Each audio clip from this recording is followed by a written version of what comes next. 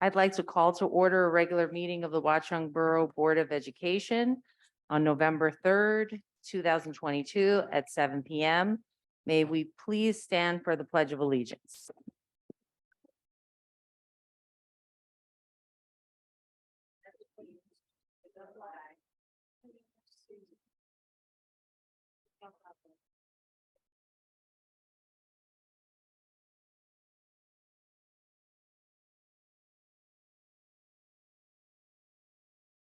Welcome to a meeting of the Board of Education of the Borough of Watchung. Please be advised that this and all meetings of the board are open to the public and media, consistent with the Open Public Meetings Act, and that the advance notice required therein has been provided. This is a regular meeting of the Board of Education of the Borough of Watchung, at which formal action may be taken. This meeting is being live streamed on the district website, where a recording of the meeting also will be posted. The public will have an opportunity to be heard as shown on the agenda at points in the meeting provided for the public to address the board. Recording or photographing other than for private personal use requires the consent of parents/guardians whose children may be included in the image. Can we have a roll call, please? Ms. Amadeo, Here. Here. Mr. Barbella, Here. Mr. Buccarelli, Mrs. Harvey, Here. Mr. Ingracia, Here. Mr. McDonald, Here. Mrs. Murad, not here. Ms. Sedvani is not present, and Mrs. Sharf. Here. We have 7 present. Okay, can I have a motion to go into executive session? So moved. Is there a second? Any discussion? All in favor, say aye. Aye. Aye. Any opposed?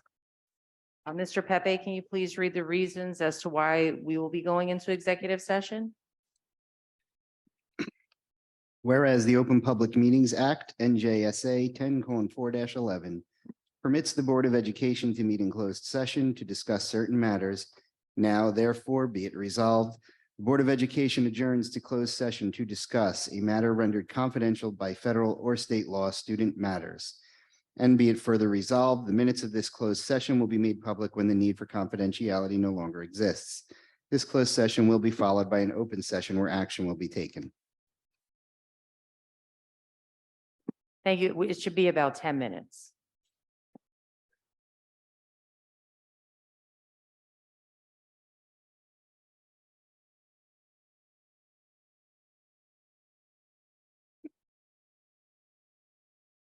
Yeah. Can I have a motion to come out of executive session? So moved. Is there a second? Second. Any discussion? All in favor, say aye. Aye. Any opposed? Okay, so we're going to move on to board member comments. And I actually have some that I would like to say. I just wanted to remind parents of an exciting program that we have been talking about for over the past year at our Board of Education meetings. The Watchung and Berkeley Heights Public Schools have partnered with Fiserv to create an after-school STEAM program for students. It is called Fin Future Techies. And it is a revolutionary program imagined to promote student learning through hands-on sessions with engaging engineers and experts who are eager to inspire technologists of the future. The Fiserv building just finished construction of their $100 million facility and is opening this week. The new building is where our students who have been accepted to the program, the Fin Future Techies, will attend, which is very exciting. To be in a $100 million facility with some of the best and brightest minds in tech and teaching sounds like a fantastic opportunity for our students, especially at no cost to our parents. Fiserv is taking applications by, quote, calling all innovators, dreamers, and creators to apply to be a part of this powerful after-school program open to all Berkeley Heights and Watchung, again, public school students in grades 5 to 8. Selected students will learn through on-site sessions with distinguished engineers and experts on site at the Fiserv Innovation Center at the park in Berkeley Heights. Several dedicated teachers from both districts were chosen to co-teach and co-create the curriculum for this series in partnership with the engineers. Together, they have created an educational and engaging curriculum. They are excited to officially kick off this 12-week pilot program in January 2023 with the expectation of eventually opening this experience up to grades K to 8. So some program details are, it's a 12-week pilot program that introduces students to Fiserv experts and offers a hands-on technology curriculum for 5th to 8th graders in Berkeley Heights and Watchung Public Schools. This after-school program runs on Thursdays, starting January 12th through March 30th, 2023, from 4:15 to 6 p.m. Student applications were open on October 13th until November 6th. So there's only just a couple more days left if anyone wants to apply. Selected students will be announced on November 17th. All students are eligible, no prior experience is necessary. All required technology will be provided by Fiserv. If you are interested in having your child experience the fully immersive STEAM approach to learning, please make sure you apply before November 6th at fintechies.fiserv.com. This is a wonderful private partnership with Fiserv, and I would like to thank them for offering this to our students. I am sure all the Watchung and Berkeley Heights students that attend will have an experience they will never forget and continue to build on for our future techies. Are there any other board member comments?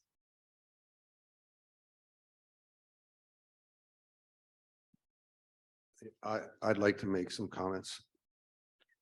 Okay, So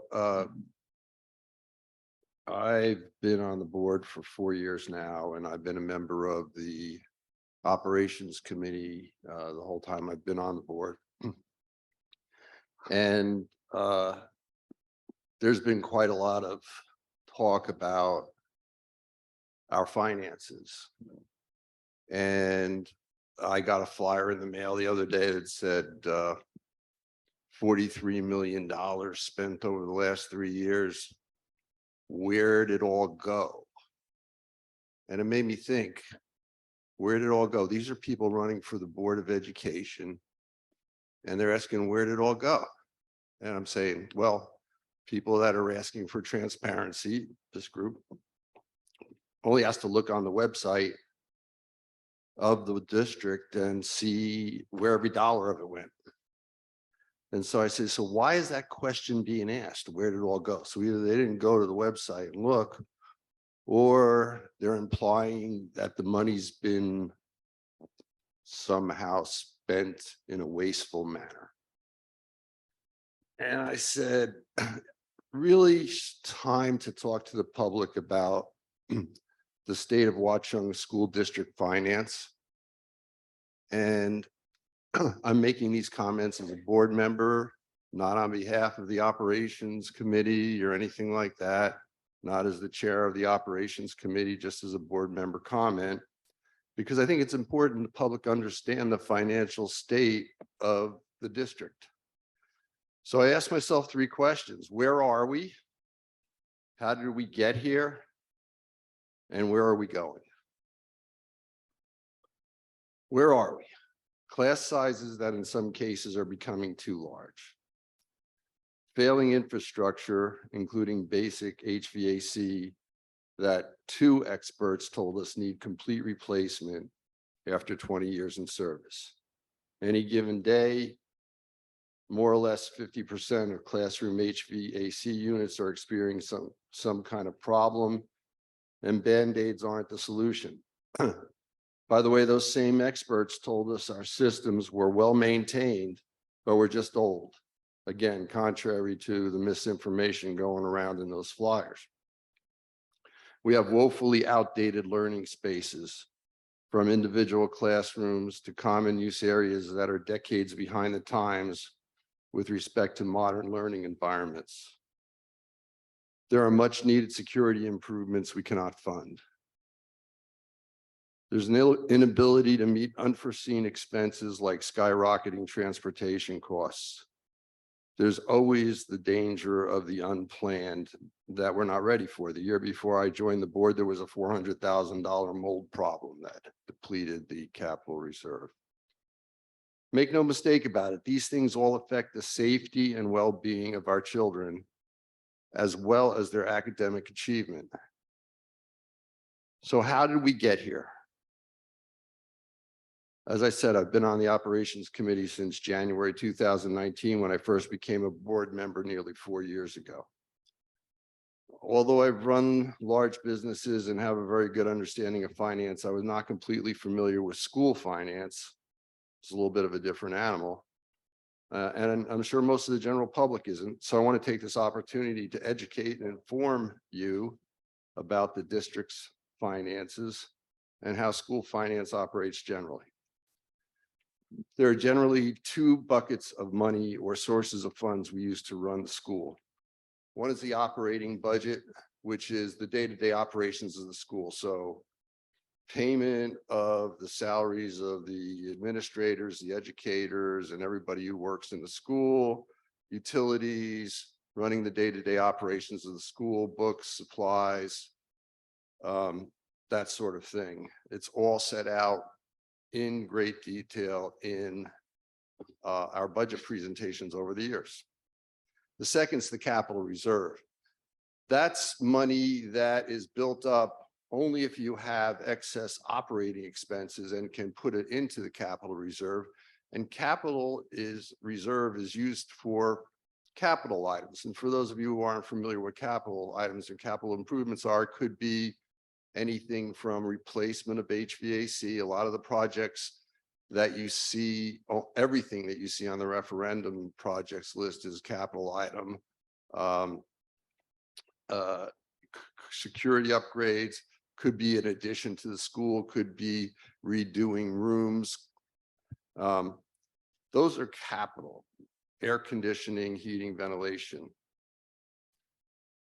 So how did we get to the place we are? First of all, I learned that the Board of Ed has a matter of right, talking about operating budget, to increase its tax-based budget by no more than 2% per year. This is already a challenge, considering personnel expenses make up over 70% of the budget. So that's salaries and benefits. And these rise approximately 3% a year, at least the salaries part of it. The benefits part of it, it could go up much higher than that. So that in itself, just keeping up with the personnel cost of the district eats up that 2%. Just, it's gone already.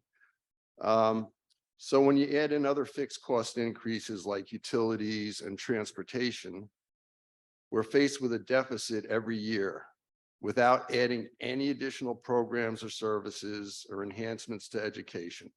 This year, our starting deficit was $370,000, which no doubt will only get worse when we're finally able to procure full busing services. This means that the operations committee and the board as a whole and the administration leading is forced to cut costs in other places every single year. So you might say to yourself, like, that's kind of a crazy way to run an operation. How do we get there? So we got ourselves into the situation where we have to cut hundreds of thousands of dollars of general education expenses every year. I asked that question, how do we get here? When I first got into the district, and the answer is that for the 7-year period from 2009-10 through the 2016-17 school years, the prior board and administration didn't take the full percent every year. Over that 7-year period, they took about 3.5% less in taxes than they were entitled to, less than the 2%. Now, this may not sound like a lot over a 7-year period, but if you do simple compound math exercise, it amounts to approximately $1.7 million more that we would have had in our school budget this year. So we wouldn't have to cut general education programs. We could have, for example, hired teachers to make the class sizes smaller. And we probably could have even put money in our capital reserve fund. This is how other districts operate. This is how they build up a capital reserve.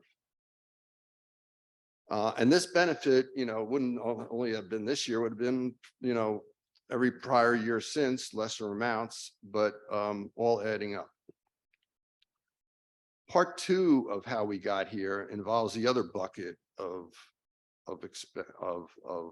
funds, which is the capital reserve, and the strategy that the old Board of Ed had regarding capital expenditures, and both the old and any future proposed referendum.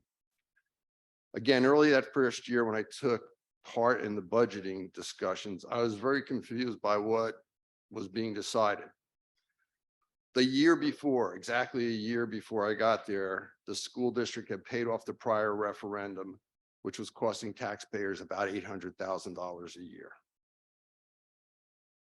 And they didn't, as is traditionally done, replace it that year with another referendum to handle the capital expenses that have arisen in the 20 years since that one. And if they did that, they could have in fact lowered taxes by, if you go by the referendum we proposed last year, they could have lowered taxes by $500 instead of $800 and still taking care of everything they needed to take care of. So I'm sitting there in the board, in the operations committee meeting, and I get a list of things that are called budget constraints. And they include, this might sound familiar, transportation, capital maintenance, and capital improvements. That year, they budgeted $860,000 in capital expenditures alone. We spent $160,000 on paving, $350,000 on roof replacements, and $350,000 on the first HVAC rooftop units that were failing after 20 years. When I asked why we weren't availing ourselves of state funding by doing a smaller replacement referendum, the response was basically that the board leadership liked the optics of a huge tax reduction. They thought that was going to make the public happy, it was going to keep them in office, people were going to vote for them. So optically, we reduced taxes that year, but in effect, cost the taxpayers of Watchung almost $300,000 more in taxes that 1 year alone than if we had addressed our capital needs in a more fiscally responsible way and used state contributions. Without a referendum, we are wasting taxpayer money every year. Average homeowner paid $800 a year. For the last referendum, we could have reduced that to probably $500 a year if we did a replacement.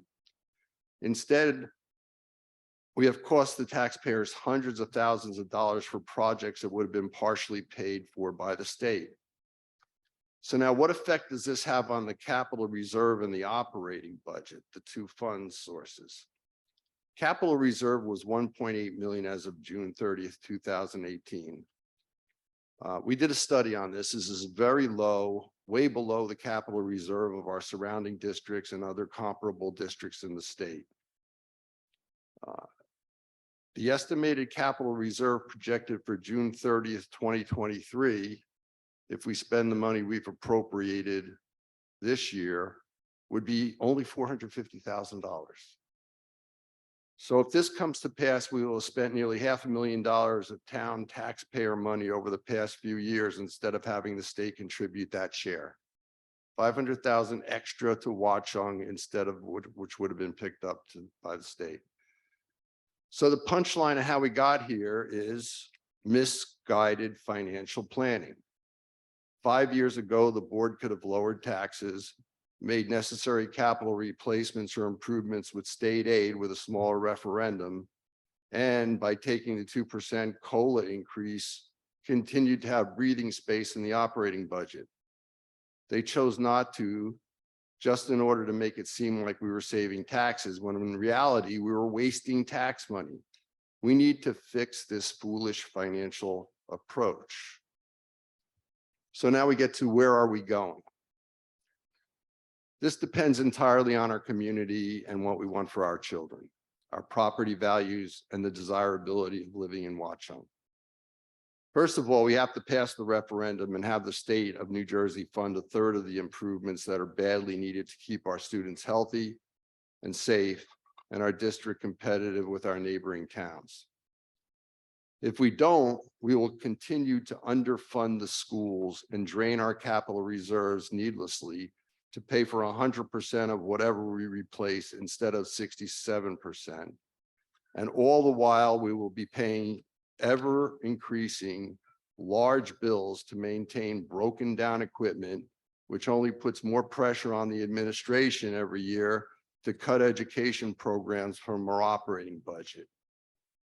It's the height of fiscal irresponsibility to continue to pay 100% of the cost of replacing old infrastructure and capital improvements while depleting our capital reserves and sending our state tax dollars to Trenton to fund spending in other towns. It's just as irresponsible to throw money needed for school operations into constantly trying to repair old equipment. In acting this way, we're also hurting home values in our town. A major study by the National Bureau of Economic Research found that a $1 increase in per pupil state aid increases property values by $20. Just think about that. 20 times multiplier for every dollar that we spend per pupil aid. By underinvesting in our schools, we are losing value in our home equity. So that's where we are, how we got here and where we're going. The last part is up to you, the people of Watchung. Don't be fooled by misinformation and false promises that were made in the past and continue to be made about the prior referendum by both anonymous groups and past and current candidates. Get the facts. Tell your friends who are confused about school finance to watch this explanation on the replay. A tax-neutral referendum is a fantasy when there is almost nothing left in our capital reserve. I wish our town had been at least tax neutral in the past. Instead of starving our schools over the last decade with unsustainable cuts to school funding, it's no wonder why we're here. It's time to invest in our town and our children's future again. Thank you.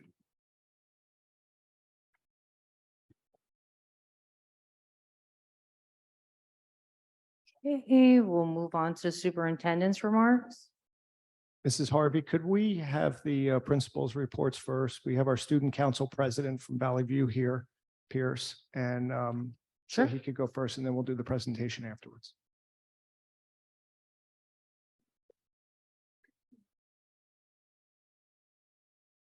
Good evening, everyone.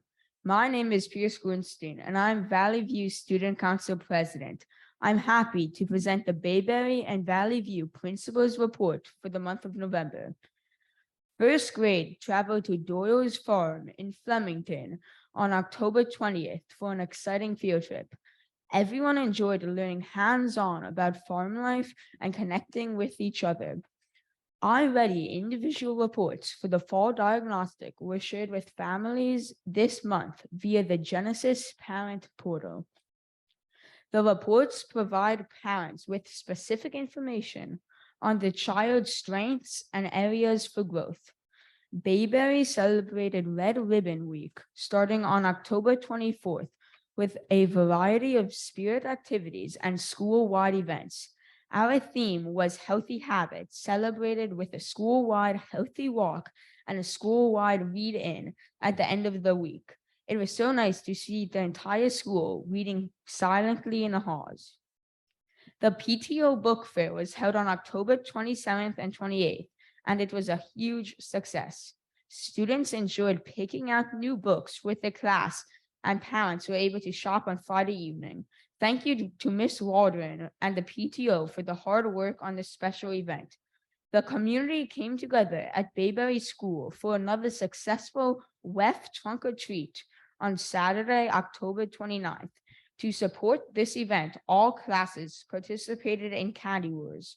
Families donated big bags of candy, and students applied the math skills to add up the ounces and convert ounces to pounds.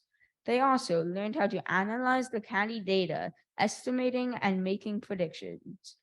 By the end of the contest, we collected over 770 pounds of candy. The class with the most candy collected and winner of the WEF ice cream party was Miss Pine's class with 127 pounds of candy.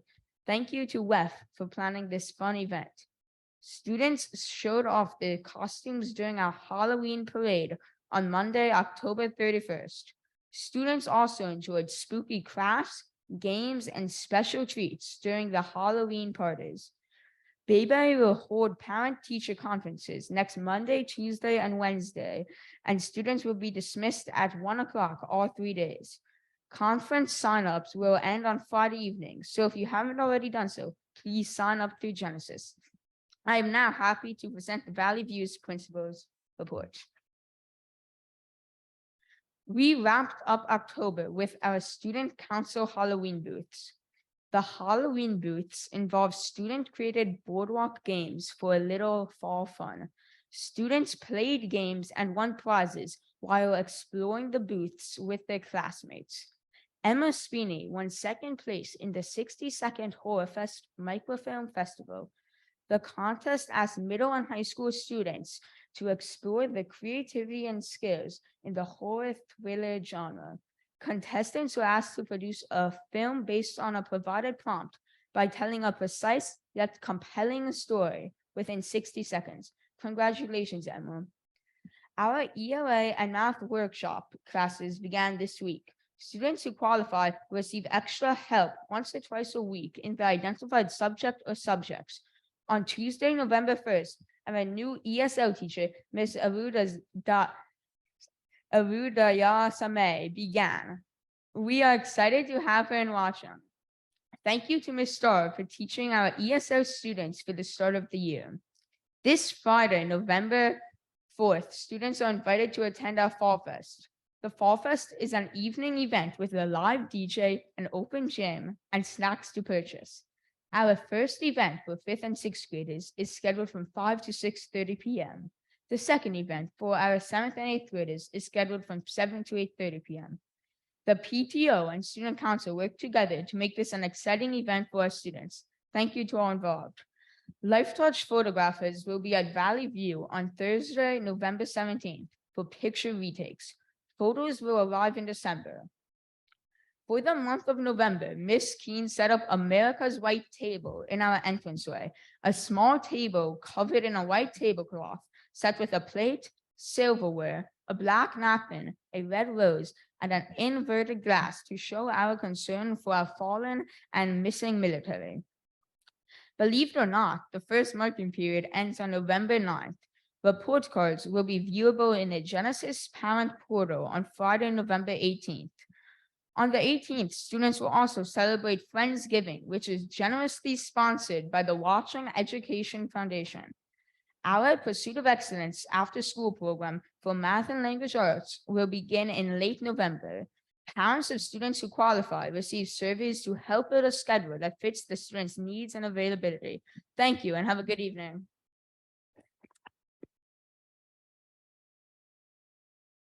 Thank you, Pierce. Very well done. I think my favorite Halloween boardwalk game was the combination of golf and skee ball. I thought that was very clever. Thanks again, and congratulations on being elected as student council president. Mr. Alexis, I'm wondering exactly what 700 pounds of candy looks like.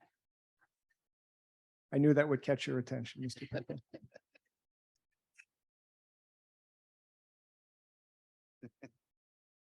Okay. Well, good evening, everyone. Tonight, we have our presentation, our district update on our progress toward our district goals. Aaron already has the PowerPoint on the screen, and I'll invite our esteemed principals forward. Last month, we presented the spring 2022 NJSLA scores. This evening, we're focused on how we're moving forward with steps toward these district goals. Now, I think everyone will remember at the end of last school year, we discussed the proposed goals and the board adopted them over the summer. The goals are designed to build on the success of last year's efforts. And tonight you'll hear about some of the previous initiatives, but more importantly about how we're strengthening those efforts this year. We're focused on promoting student achievement, and our goals are in place to set the right conditions for learning so that our students can actualize their potential. You'll see on the screen here our vision statement, which we begin with at each presentation. It acknowledges that our students learned at different rates and in different ways, and that's why we're focused on personalized learning and individualized learning strategies. We believe in a growth mindset, as we've discussed before, a mindset that empowers individuals to take risks, to learn from mistakes, and to grow. It's a mindset that's at the heart of the educational vision, which we have for the district, one that's focused on authentic learning experiences, natural curiosity of our students, exploration of ideas, and collaborative creative problem solving. We remain confident in this instructional vision, and we know our teachers and our students will thrive as we move in this direction. So if we go to the next slide, we have a couple of notes. First, about the overall structure and organization of the presentation. We're going to begin with the iReady diagnostic results that Pierce mentioned in the Bayberry report. We have an update on the progress toward the district goals, and then the next steps for advancing toward those goals. So just a couple of notes on the next slide about the iReady diagnostic data. The student performance is measured against expectations that are created by historical iReady data. And these fall results, and the principals will remind you, but these tests were taken, these diagnostic assessments were taken in mid to late September, so really at the start of the year. And they are measured against the end of year expectations. So we don't expect everyone to be, why are you shaking your head at me, Mrs. Kidd? Sorry. So, we don't expect to see, that the students have already met the grade level expectations for grades they're just beginning. So we're just setting that framework. The next slide has our district goals. The first one is academic opportunities for students through personalized learning, inquiry, and collaborative problem solving, just like I discussed with our vision statement. We want to enhance and diversify strategies for communicating with the community with a focus on our website and social media. And the third goal, which is about wellness of students and staff and our continued efforts to promote a culturally vibrant, inclusive school community with a strong sense of belonging for all of our learners. And then finally, our preparation and the steps we're taking to make sure the CUSAC monitoring process is successful. So I'll turn it over to Principal Fichtner to start off with the iReady. Okay, thank Diagnostic data. you. Good evening, everyone. So yeah, these are our iReady fall diagnostic results here. And just to explain a little further, this is essentially a pre-test. So it's a test on that grade level content. We don't expect them to know it. So just to see that we have so many students in the green is impressive. So starting from the left, just to explain, so the darker green is mid or above grade level. So basically just starting out that grade level, they've already met most of the grade level expectations. Then moving over to the next screen is early on grade level. So they met some of the expectations. And then the yellow here is basically approaching grade level expectations. So they are ready for that grade level content. So if I'm a third grader and I scored yellow and I scored in yellow in September, I'm ready for that content. So it's not, yellow in this stage of the game is not bad, right? So then we have our red area. Yes, they will need remediation, some material, some intervention. Okay, so basically this we're going to be using to plan our instruction. What are those things that we need to focus a lot on? What are those things that certain kids need? It really helps us target instruction instead of trying to figure it out. We have the information ahead of time. Okay. All right, and then going down, this is just a breakdown with the grade levels. And you see a similar pattern. And we still see a lot of green. And then basically looking at how we can differentiate instruction. And this is reading. So just for instructional implications in reading, for example, if you have a student that's in the green already, they will be reading different grade level, different leveled text. And we can easily do that, differentiate, do a mini lesson, and then they're applying these concepts to a text that's on their level. Okay, we'll look at math next. So, math is really a different type of subject. It's very skill-based. Everything builds upon one another. So you'll see different results there. But again, this information will be used to plan our instruction and provide remediation where it's needed. That's basically it there. And this is the breakdown by grade level. And you'll notice, our K and 1, they obviously will not have as much red because it's a little impossible to be 2 grade levels behind if you're in kindergarten. So that's just an explanation of why there's no red there. Okay. All right, I'm going to turn it over. Good evening, everyone. I was super excited to see where our kids landed in September. To kind of reiterate what George and Denise said, this is where our students tested after the summer. There was no instruction on new material at the grade level before they took this diagnostic assessment. There was very little review that normally happens in the beginning of the year before they took this diagnostic. In fact, they started the year with the Start Strong state assessment, and then they had the iReady diagnostic. So what this is a snapshot of is where our kids were after a summer. And traditionally, you hear about the summer learning loss and where kids are and where these gaps would be. And we have 38% of our students in grades 5 through 8, mid or above grade level in the beginning of September. So I think that's excellent. And 28% of them early on grade level. Like Ms. Fickner explained, the yellow is where we kind of expect them to be. And the green and the shaded green, those are very exciting to see where the kids are. And the purpose of the diagnostic, it's really a pre-assessment so the teachers can plan instruction. And that one of our goals as a district is to really personalize the learning to where they are. We want to meet kids where they are. We don't want to teach the old-fashioned way where the whole class gets the same lesson. We want to give those 38% of kids who've already mastered some content the challenge so they can extend and they can continue. And we want to give those 17% the guidance that they can reach that green level by the end of the year. And of course, with the light red and the shaded red, we're meeting those kids where they are also and helping them achieve growth. So they were very exciting scores. You can go on, Erin. And then this is just a breakdown by each grade level.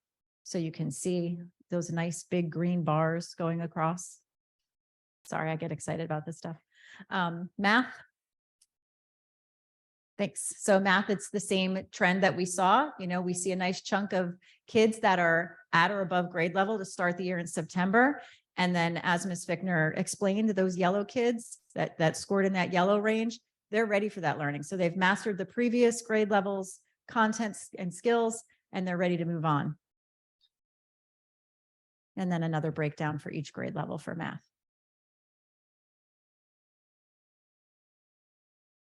So here we're going to talk just a little bit about the overarching philosophy here with our academic focus. And our essential question is, how are we developing strategies for personalized learning, inquiry, and collaborative problem solving?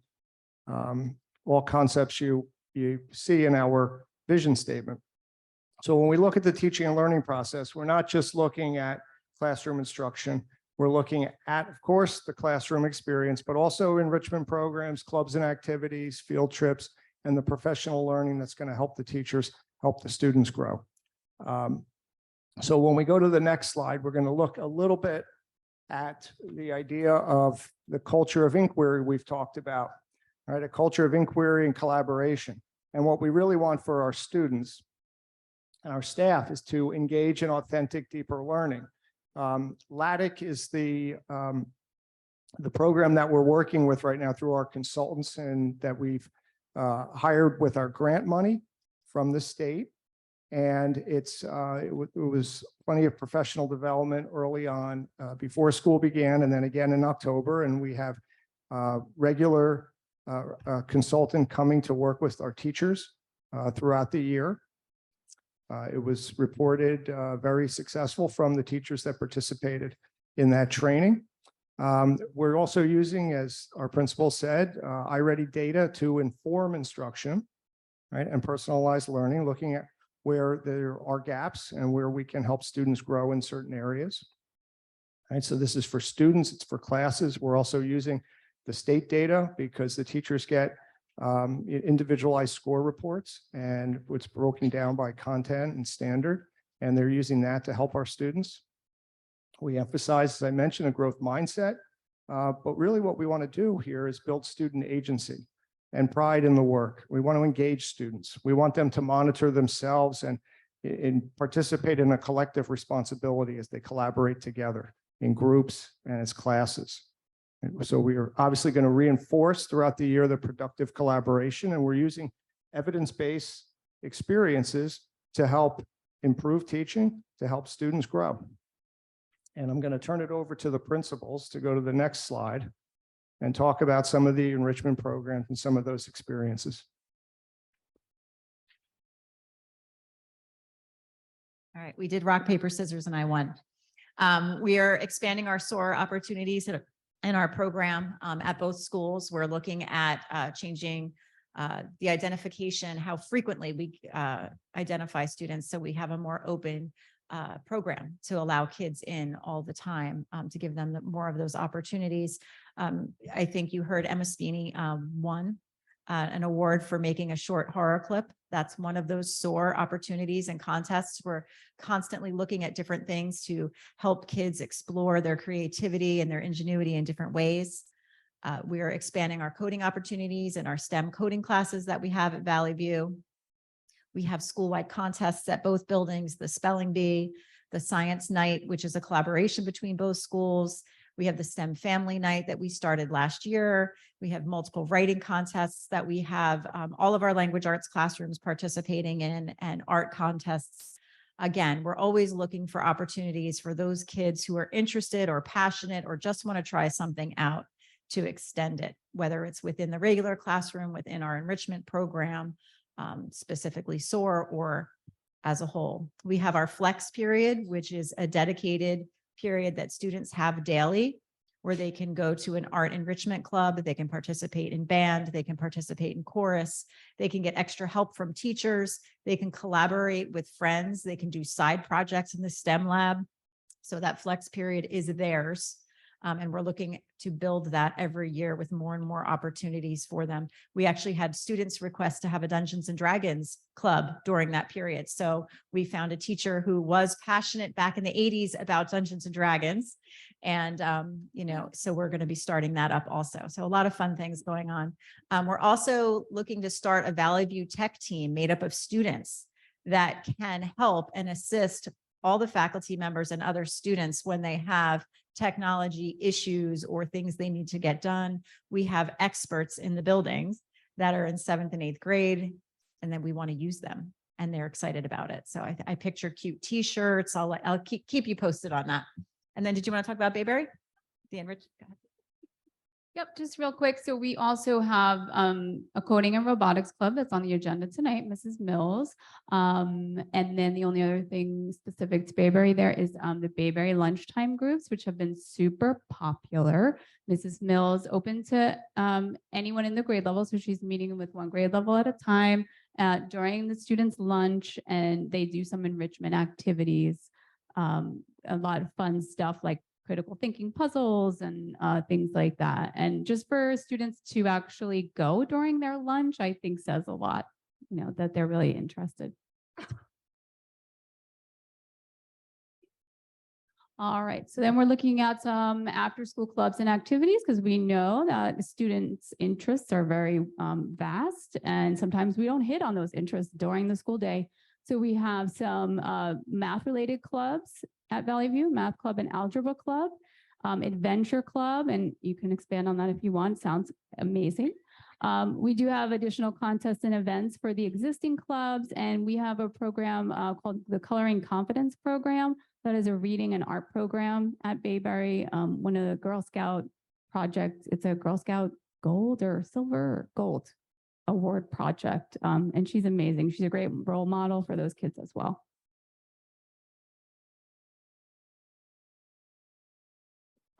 Okay, so field trips, again, another opportunity to get hands-on, experiential learning, off-site. I don't know if I have to read all of them there, but they're quite, it's a wide array of different social studies, science, math, field trips. I don't think I have to read them all out, right? Okay, all right. Okay.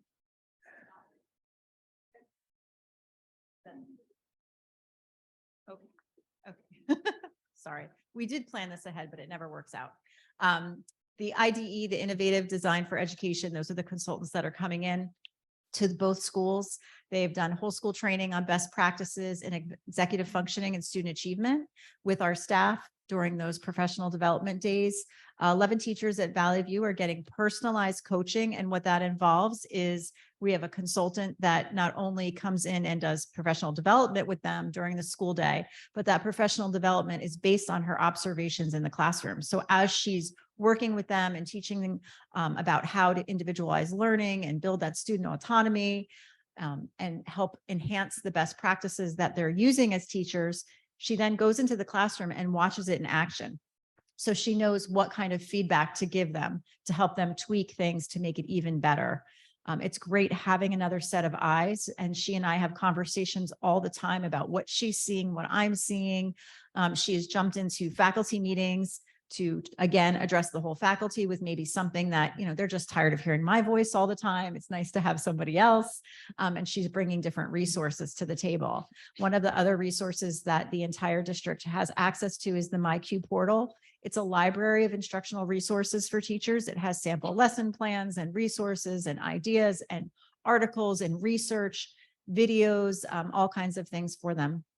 Our staff is also involved in a self-paced online learning experience that's called a PLE, which is focused on individualized learning. They have 2 years to watch videos, do self-reflection, quizzes, and they meet in their PLCs and they discuss what their learning is, what practices they're trying in the classroom, and how it's working. So it's really nice to have different resources for the teachers to learn on, lean on. And I can tell you, going in and doing observations, whether they're formal or pop-ins, I am seeing some miraculous things happening in the classroom. The kids are complaining that they have to work, and I love it. I just absolutely love it. There's no more of that passive, like, just give me the information. They actually have to do something with it all of the time. And the teachers are seeing, I just had a post-conference with one of our newer teachers, and she said that this learning from IDE has transformed the way she looks at students and at teaching. And she hated me at first because I signed her up. She didn't sign up. I signed her up. And now she's very, very grateful. So I'm very happy they're here helping us.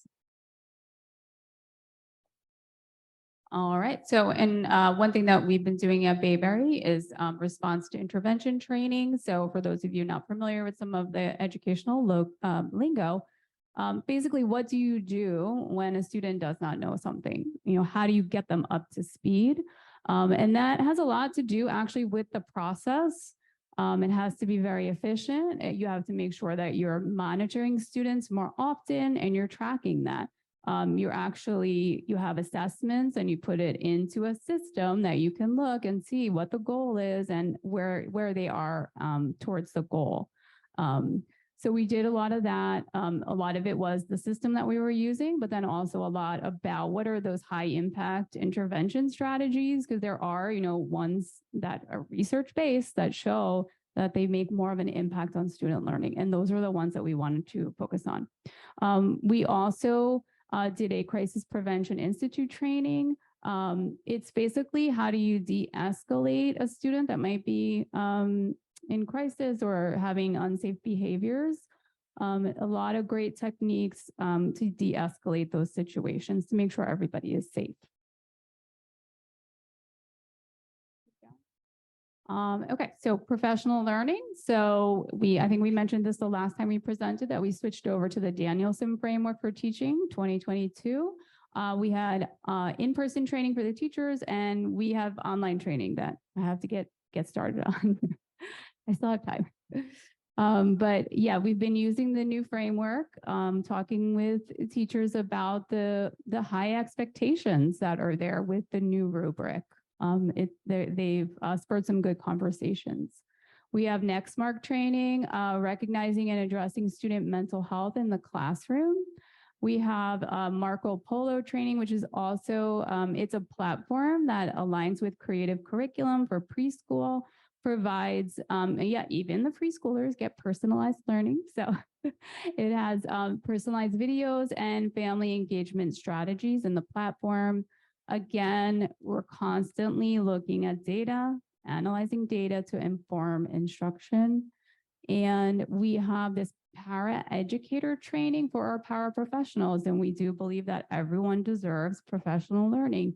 And our paraprofessionals get training on, topics such as ADHD, autism, to help them with the students that they're actually working with. It's never too early to start exploring, right, as a preschooler, and Marco Polo training fits perfectly with our vision. The communication strategies, our second goal.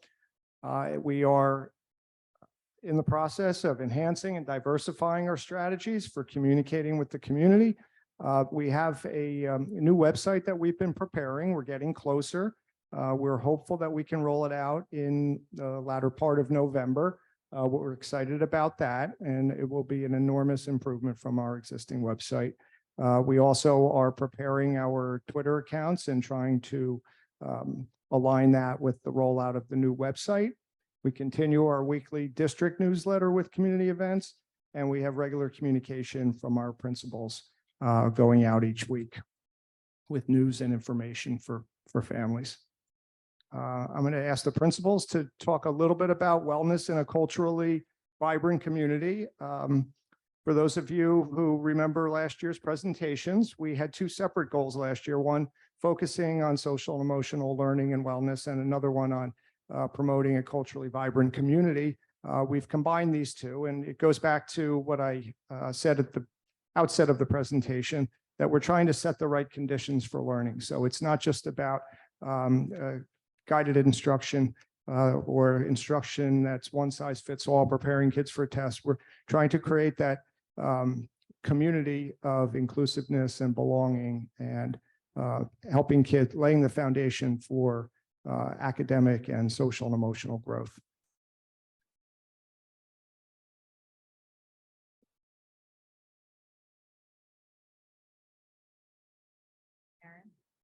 There you go. Okay. So in the classrooms, like Mr. Alexis said, we're fostering a culture of inquiry and collaboration.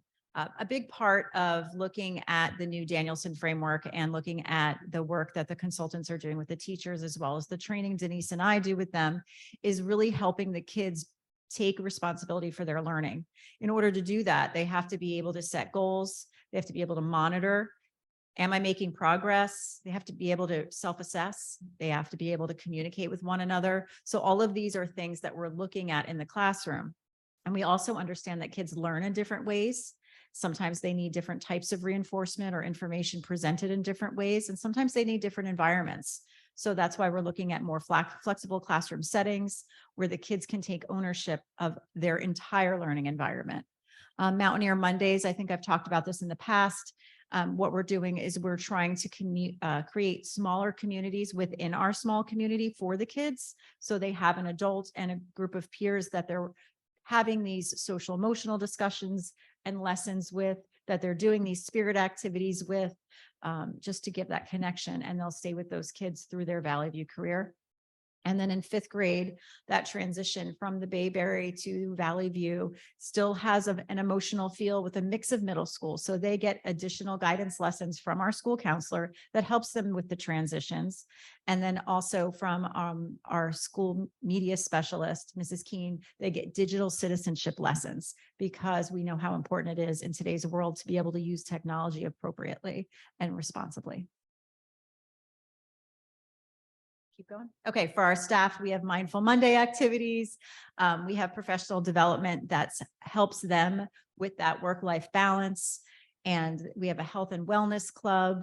We also do monthly SEL calendars that we just send out just in case people want to hang it on the refrigerator or on their bulletin board to help them have a nice little optimistic October. We do have a Sunshine Club that, in addition to helping people in times of need or in celebrations such as weddings and babies, we also do a monthly breakfast.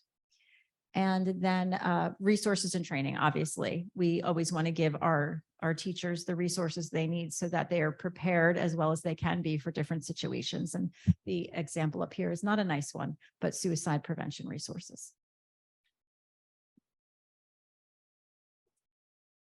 Okay, and for Bayberry, so we're continuing with our second step lessons. That's our SEL program. It's going very well. We do a number of things to build classroom community and also build our school community, or our school family is how we refer to it at times. Responsive classroom is a training I know I spoke about before, and that does a lot to build that classroom community. They do very simple things, but things that set the right tone to start the day, a morning meeting, greetings, something as simple as how do you greet your classmate? A lot of students don't know that, so we teach that. And then building school community, we have things like all school meetings that bring us together. Again, we were so excited to be able to do that when we just couldn't during COVID. And we're trying to do a lot more school-wide events this year, again, so that we all feel like we're working together and we all belong. And then our morning announcements, those are every day, the one thing that everybody can count on. And our 4th graders actually have started, I always start the year doing them. And then 1 month in, I bring the 4th graders in and they do it. And then we have guidance lessons also based on the needs of the students. And of course, Baxter, our therapy dog, everybody loves him.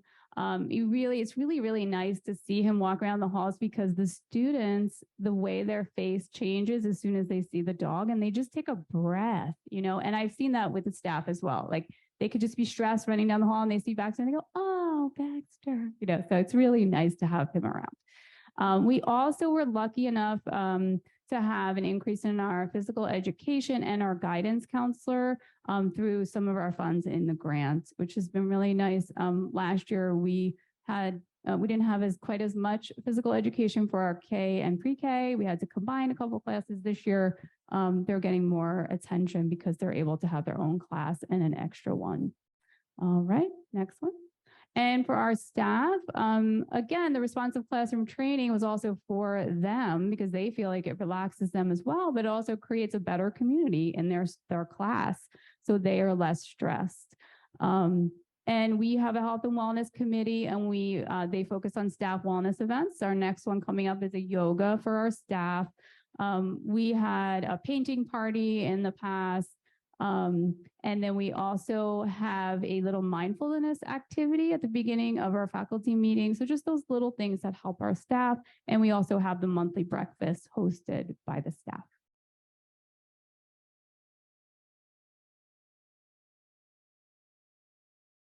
For the goal of culturally vibrant, inclusive school community, we do any monthly recognition for any holidays that are going on. Hispanic Heritage just finished up. women's history, Black history, things like that. Restorative discipline training is ongoing for our staff to help our students make better choices during their school day and beyond. And then social issue assignments. We have them infused in multiple subjects. So we want kids to be aware of what's going on in the world in a constructive, safe environment. Okay, so at Bayberry, we have a school culture and climate committee that plans events and shares resources with staff throughout the year. So that is up and running. We always celebrate the diverse cultures and groups throughout the school year. Again, through the morning announcements, any guest readers, we welcome families to come in and share. We recently had a parent come in and share about Diwali with the preschool class, which was amazing. That was great. So we welcome that. We have some PTO cultural arts assemblies coming up. We have one on anti-bullying. We are planning something with African-American dance. So we're looking forward to that. We have inclusive clubs. And by that, I mean, we include everyone as much as possible. So whoever is interested, we try to accommodate them by having different sessions, or we do whatever we can to include everyone. And we also have enrichment opportunities for everyone, always looking for culturally diverse resources and training for our paraprofessionals, as I mentioned earlier. Is this Great. you? Oh. Thank you. And we're also focused on our recruiting and hiring efforts. We began this probably more than a year ago, and we joined CJ Pride, which is an organization committed to diversifying the teacher workforce. We will continue that partnership this year, and the organization continues to grow. There must be at least 50 districts around the state that are now involved in it. It's no longer just Central Jersey. We continue our broader outreach and advertising. We have developed partnerships with colleges, and they're sending us students that have worked in a variety of different capacities in internships, from working in the classroom to being a counselor, social worker, or speech therapist, and being mentored by our staff, but also developing that relationship and that network for future hires for us. We continue our partnership with Watchung IDEA, and I'm continuing my participation on these two state association committees that are related to diversity and again, infusing that into our district. I think probably the most significant data point here is these next two bullet points where we have increased the staff diversity. So 50% of our new hires since July 1st, 2021. So going back to that date, that's a pretty significant difference in the number of staff that have diverse backgrounds. We've also raised the overall percentage of our of diverse staff in our district to 21% when it was only 13% back in September of 2020. So we're making progress. And then real quickly, as we prepare for the CUSAC process, state monitors this on a 3-year cycle. We have 5 areas of accountability. From the instructional program to fiscal management to governance, operations, and personnel. Basically, our action steps on the next slide show how the steps that we're taking, analyzing the accountability standards, collecting and organizing artifacts and evidence of compliance. We've attended information sessions and webinars on preparing for this. We formed a committee that will be meeting monthly. We had our first meeting in October. And I have to say, Ms. Hankowski has been an invaluable resource in this process, so organized and so good at research. And between Mr. Pepe and Ms. Hankowski, we were able to complete these district performance self-assessments very quickly and efficiently because of all the preparation work. They have to be submitted by November 15th, and they're on the agenda tonight to be approved. We reviewed them with the CUSAC committee, and they're in good shape. So we also are complying with any requests from the county education office, and we have our site visit scheduled for February 14th. Okay, and then in the interest of time, we're not going to go over all these slides, but we did, just as a reminder to set the context for this presentation, we just want to share some of the previous initiatives. As Mrs. Kidd said, we are focused on this personalized learning approach. And as she said, we're meeting students where they are, and that's important to us. It's not a one-size-fits-all model. We're developing student self-awareness and agency, and we're using data to make informed decisions about teaching and learning, all in an effort to create a culture where we're inspiring student curiosity and continuing to develop the passion for learning in our young students. So in these previous initiatives, some of them look similar, like our District Pursuit of Excellence program. These are all programs, and you heard Pierce talk about the math and language workshop classes that are starting at Valley View again this year. These are initiatives that we started last year, and they produced good results, and we're in the process of strengthening them and continuing our efforts. We continue our enrichment activities, our second step lessons for our SEL program, our trainings for the staff, including Nextmark, and now our consultants through IDE and the LATIC training.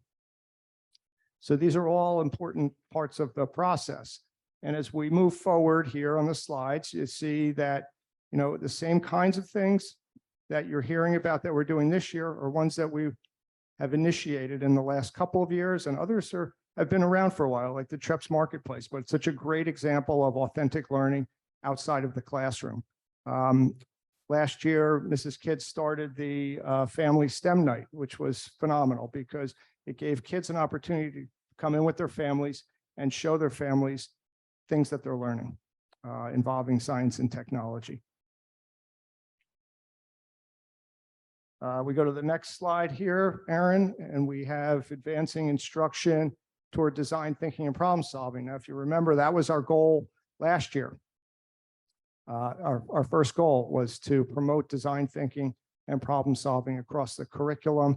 And we had all kinds of activities going on, even in the K-4 setting. I still remember the Shady Spot Challenge and the Buoyancy and the Hurricane House. And these are all fun activities. I witnessed one of them where Mrs. Mills was showing the kids how to develop robotic kind of like robots that were helping to plow cotton, which was really snow, right? So they're creating their own snow plows, doing all kinds of fun things, fun challenges that the kids were loving. Okay, we also had, we introduced these, and it was such a nice thing that we were able to do, particularly these Valley View STEM field trips that we were able to introduce last year after, a year and a half of not being able to go anywhere. We had similar kinds of field trips that were related to science and social studies at Bayberry, and we're continuing those efforts this year. And then we also had the previous student wellness and social and emotional learning initiatives, both at Valley View with a number of student programs and assemblies and spirit activities and digital citizenship lessons, helping the staff with health and wellness and the monthly SEL calendars. And we were doing similar activities at Bayberry, which are featured on the next slide. Again, focused on SEL, focused on increased guidance services, focused on all school assemblies and spirit days and building that kind of community that Mrs. Fichtner was talking about. So the next slide talks a little bit about the previous initiatives in a broader sense. Again, the importance of using data to inform the teaching and learning process. And we're talking about the iReady diagnostic and some of the practice activities and individualized paths that iReady creates for students. We use our in-class formative assessment. We use instructional feedback to help students learn. And we have our larger summative assessments to see how well students have learned the material and how they're progressing. Our professional learning continues to be an important part of our program, as you know, but we had focused on this last year also. all kinds of enrichment activities through the SOAR program, but we're focused on creating appropriate challenges because, again, this is about meeting students where they are. And we also explored scheduling options and strategies and kind of gave rise to the flex period last year, which has been a great success. And our district-wide pursuit of excellence after school program and the enhanced summer program that went along with it after last year's expansion of the program, all paying dividends for our students. So I also have a slide on here that has a link to that update on goals presentation back from June 9th last year, and also a link to the district goals webpage where we keep all this information for everyone. Okay, for the next steps, I'm going to invite the principals back up just to take us through the balance of the presentation. So basically, our next steps are to continue to do what's been working and to enhance them. So in addition to our practices inside the classroom that I already mentioned, really looking at Flex, which I told you we're expanding, and taking student suggestions for different types of enrichments, and also making sure that kids who need intervention are getting it. The math and language arts workshop classes, which I was happy that we began this week, and the pursuit of excellence after school program, which is extended again to the fall and the spring.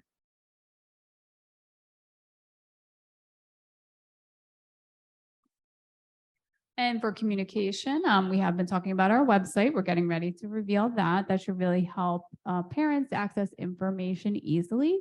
And we are almost ready to reveal our Twitter accounts. And we will continue, again, those things that are working, weekly newsletter, regular school communication, and doing more parent presentations, really just because we can now, right? So we're going to do some things. We did some things on curriculum.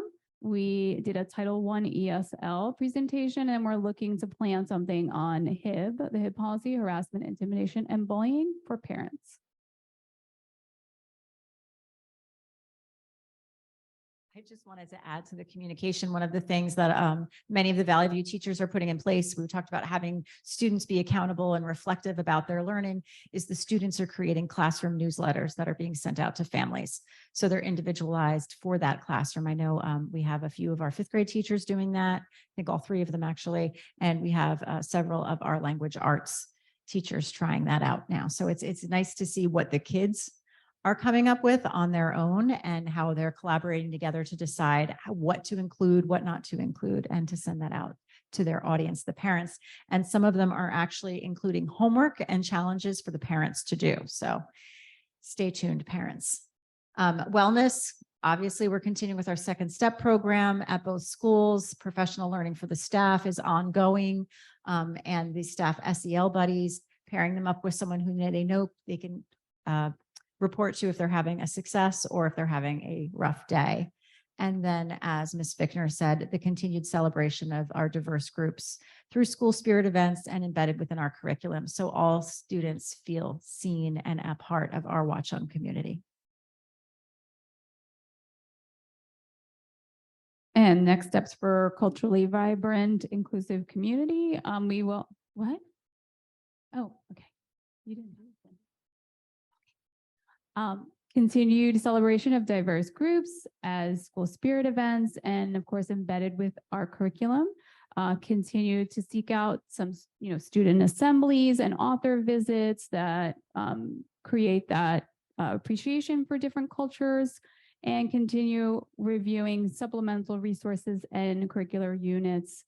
And again, seeking out professional learning opportunities on this topic. And as far as CUSAC goes, we're continuing our process. I think we're way ahead of schedule, which is good news. The committee will continue to meet monthly.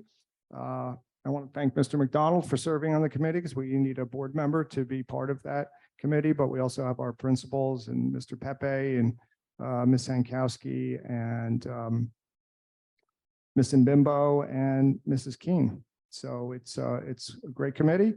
We're going to continue our work and be prepared for the February site visit and do what we can to address any sort of deficiency we are able to identify. And we will be providing progress reports at future board meetings. just like we did last year. We did one in November, then in February, and then again in June. So if there are any comments or questions from the board?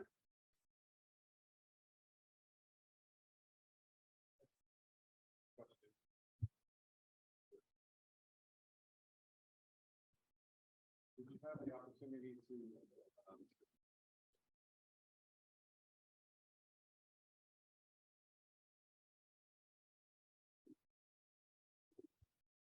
Thank you. I was just wondering if you had an opportunity to compare last year's fall iReady diagnostics to this year's fall iReady diagnostics for both the reading and math, and kind of see where we're at. Yes, I did. And we have increased the number of students who have met or gone above grade level expectations at the start of the year. So we're making progress. Yes, that's great because, you know, I had recall being in the public seat back then, and there was a lot of talk about the fact that fall is really, you know, testing towards the end of the year. But then as we got to the end of the year, we were still seeing in the state test scores that we were still at 50% in some of these areas. So that's, you know, my concern is that when we are looking forward to what the spring holds and then that not materializing, you know, I appreciate, you know, that we want to be optimistic in the fall, but it didn't work out that way last year in a lot of ways, in a lot of classes. So I just wanted to see if you felt more optimistic this year, I guess, than last year because of some of these results compared to I'm last always year. optimistic when it comes to our children, Mr. Ingrassia. I think that's a good attitude. And also, I just, you know, would hope that it comes to fruition better than it did in the state results this past year.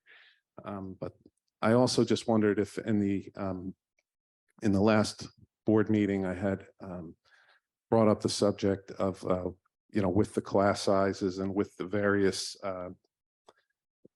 grade level differences in the test scores, if departmentalizing the grades at an earlier grade or otherwise grouping according to proficiency might take some of the burden off of the teachers with the large class size. So I just thought I raised that issue at the last board meeting. I wondered if you had any thoughts on that subject as What potential. specifically is your question?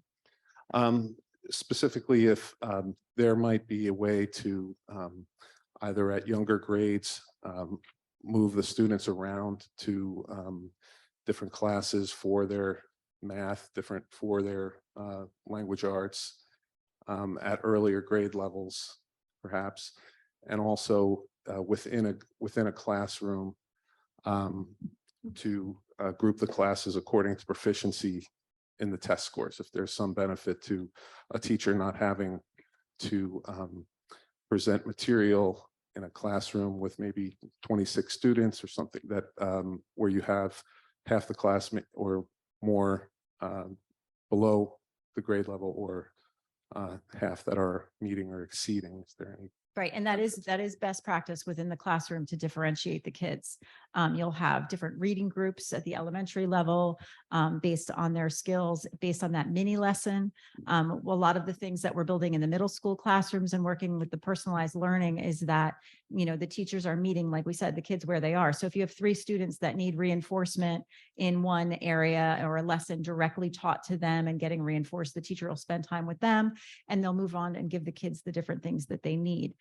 When you're talking about tracking students at an earlier age, a lot of research says that it actually limits the growth of all students when you separate them, that they need that developmentally, they need those higher influences as well as kids that they can help. You learn the most when you're teaching to somebody else or you're collaborating with people who have different strengths and weaknesses.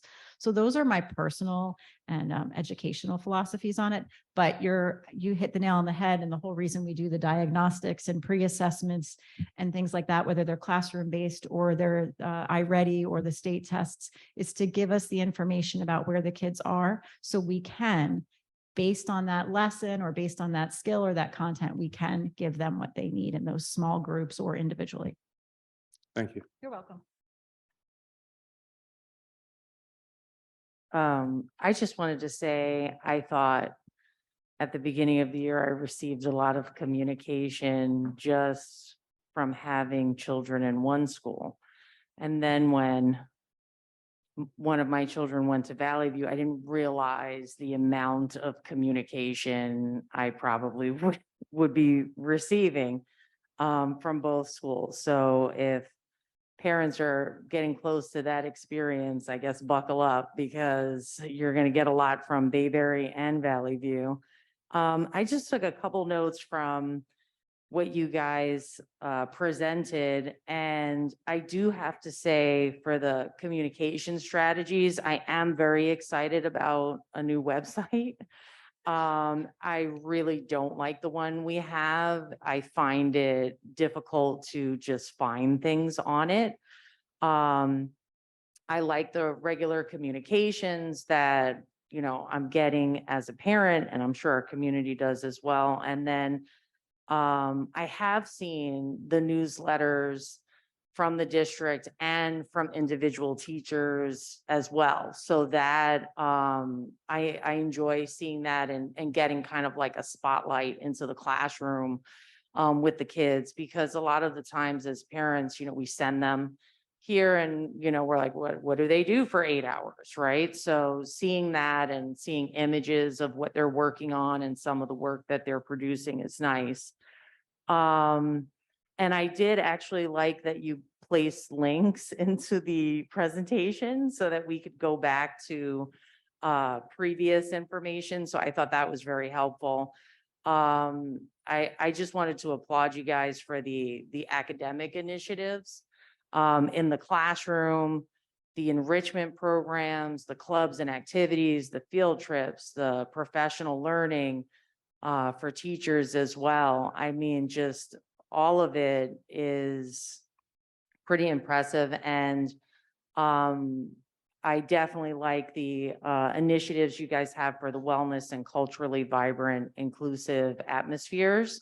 And I also understand that CUSAC is not an easy process at all. So I just wanted to thank everybody, because I know there's a team that's assembled, and I just wanted to thank them for all their efforts in preparing for that, because I know it's quite a task you guys have to undertake.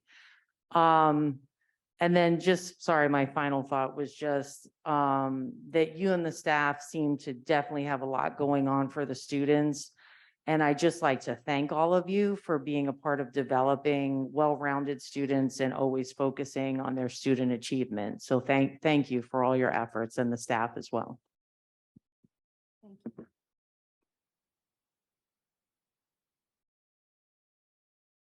Thank you so much. And we also have Mr. Toda to give a brief update on special services. Mr. Toda is also on the CUSAC committee. I forgot to mention that. Sorry about that, Nicole. That's okay. Thank you. I just have 2 updates for tonight. On Tuesday, November 1st, the Department of Special Services invited all of our parents in for a meeting. That invitation was for an in-person or a Google Meet. They had both options for that. We had a short agenda, but we talked a lot. We started off talking about our current programs and services in the district, and those are in place right now because of our students' individual education plans. We talked about 2 sections of New Jersey Administrative Code, and I will not give you the citations for them, but I did give them to our parents. And those 2 sections give us the regulations on special education class sizes and the age spans that we can have in our special education programs, which then led us into a conversation about future programs that we will have in the district as our students age up and our classes that we currently have become too large to meet the administrative code requirements. So our parents appreciated those conversations and that information as that was presented, and we'll continue to have those conversations moving forward. We did talk also about the staff training that has been in place for both our certificated and non-certificated staff members. I did forget to tell our parents, but I will send it out in my notes that our speech and language specialists also got to participate in a roundtable with the Morris Union Jointure School District. So the speech and language specialists from all of the participating districts held a roundtable to collaborate on topics important to their field. With our parents, we talked about two policies, policy 5111, the non-resident student policy. We talked about what the policy currently says and any potential revisions to it that would allow us as a district to consider accepting non-resident students as an out-of-district placement for their home district child study team on a tuition basis. And one of the things that I shared with our parents, two things actually, was the importance of this for all of our students, the importance for our students to know that even in a district as small as Watchung, their class doesn't need to be as small as it could be. And for them to know that there are other students their age and their grade who learn the same way that they do and have a similar program is important. And it's important for our parents also to know that there are other parents of students in self-contained programs as well. So that's a conversation that we'll continue having. Our parents that participated did not have any questions or concerns during our meeting, and we left them with other options for sharing any questions or concerns, but we haven't received any as of yet. The second policy that we talked about in that meeting was policy 5561 on the restraint and seclusion of students with disabilities. In that portion of our meeting, we did define what a restraint would be. We looked at the current language that's in the policy and what potential changes could be made to that proposed language to help us ensure the safety of all of our students and staff. I know it already came up earlier tonight, but the Crisis Prevention Institute Nonviolent Crisis Intervention Training.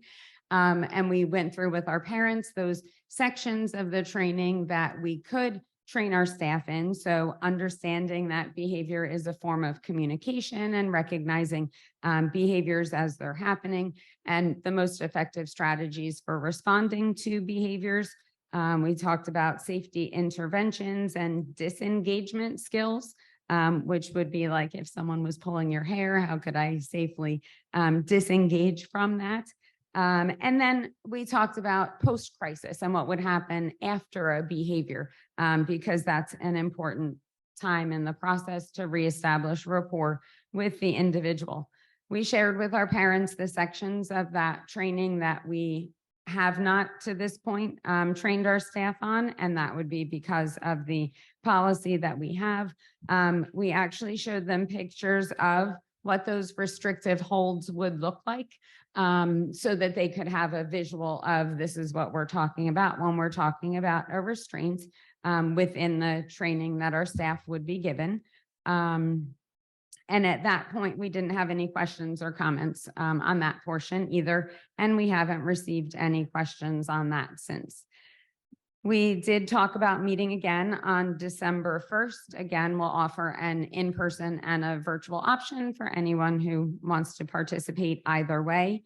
We'll revisit those topics that we started talking about and any others that come up between now and then. And the Watchung Hills Regional High School Sending District CPAGs are planning a joint CPAG get-together, a gathering in December or January. A date and time and location has not been set yet, but all of that will be shared with our parents as soon as it is. And probably my most important announcement tonight is that the CPAG is again doing the Thanksgiving pie sale fundraiser.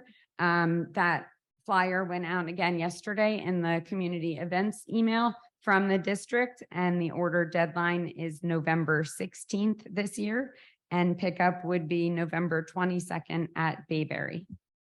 Thank you. Thank you, Mr. Toda. for a very comprehensive report. And thank you, Mrs. Fickner, and I know Mrs. Kidd just stepped out, but thanks to both of you, really, all three of you for all the fine work you're doing. And I think we all share in Mrs. Kidd's optimism and enthusiasm for our students. The last item on this section is the enrollment reports. We have 669 students as of October 28th. That's 7 more than we had on the first day of school. And that'll do it for this section of the agenda. Thank you, George. We'll move on to committee reports. Kevin, can you please give the HR committee report?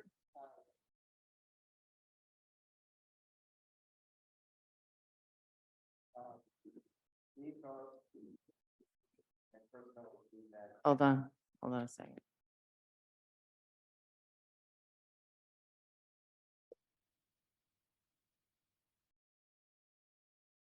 All right, that's better. The HR and Personnel Committee met this past Tuesday, November 1st. Present were Dory Harvey, Jen Sharp, Mr. Alexis, and myself. First, we received an update on the school resource officer.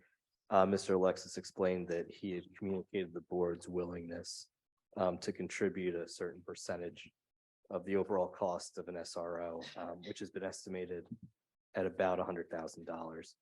The borough administrator is going to share that with the council. We don't expect to hear back until after the elections. Next, we discuss custodians, and there should be an update on possible adjustments at a future meeting. We then discuss the strategic plan consultants, which are attachments in the packet. The committee discussed the suggestion from the operations committee about asking Kane University representative to attend the December board meeting to present their proposal and answer questions. Next, we discussed the referendum. Mr. Alexis informed the committee that the DRG architects informed Mr. Pepe late this afternoon that we should be receiving the PEC letters, well, next week, but I think that we might have an update on those for this meeting. Then we discussed the search for an interim business administrator or permanent business administrator. Mr. Alexis informed the committee of the district's efforts to secure an interim business administrator, including proactively reaching out to potential candidates. The efforts are ongoing and updates will be provided. Finally, we just briefly went over the potential board items that are on the agenda tonight. And then for new business, Mr. Alexis explained that we had a last minute addition to the agenda to include an aftercare lead program provider. He also informed the committee that we may add a Valley View basketball coach to the agenda. That's all I have. And we ended up doing that. We found a basketball coach thanks to Mrs. Kidd's efforts. And Great. So that's on the agenda. And also, I'm so pleased to say that we actually have a special ed teacher that we've been trying to hire since June on the agenda tonight. We just confirmed that this afternoon at about 4 o'clock. And finally, we have a little bit of an insurance policy on the agenda where we have an item to approve Mr. Pepe to serve as a business office consultant if the need arises, if we are not able to hire an interim in time.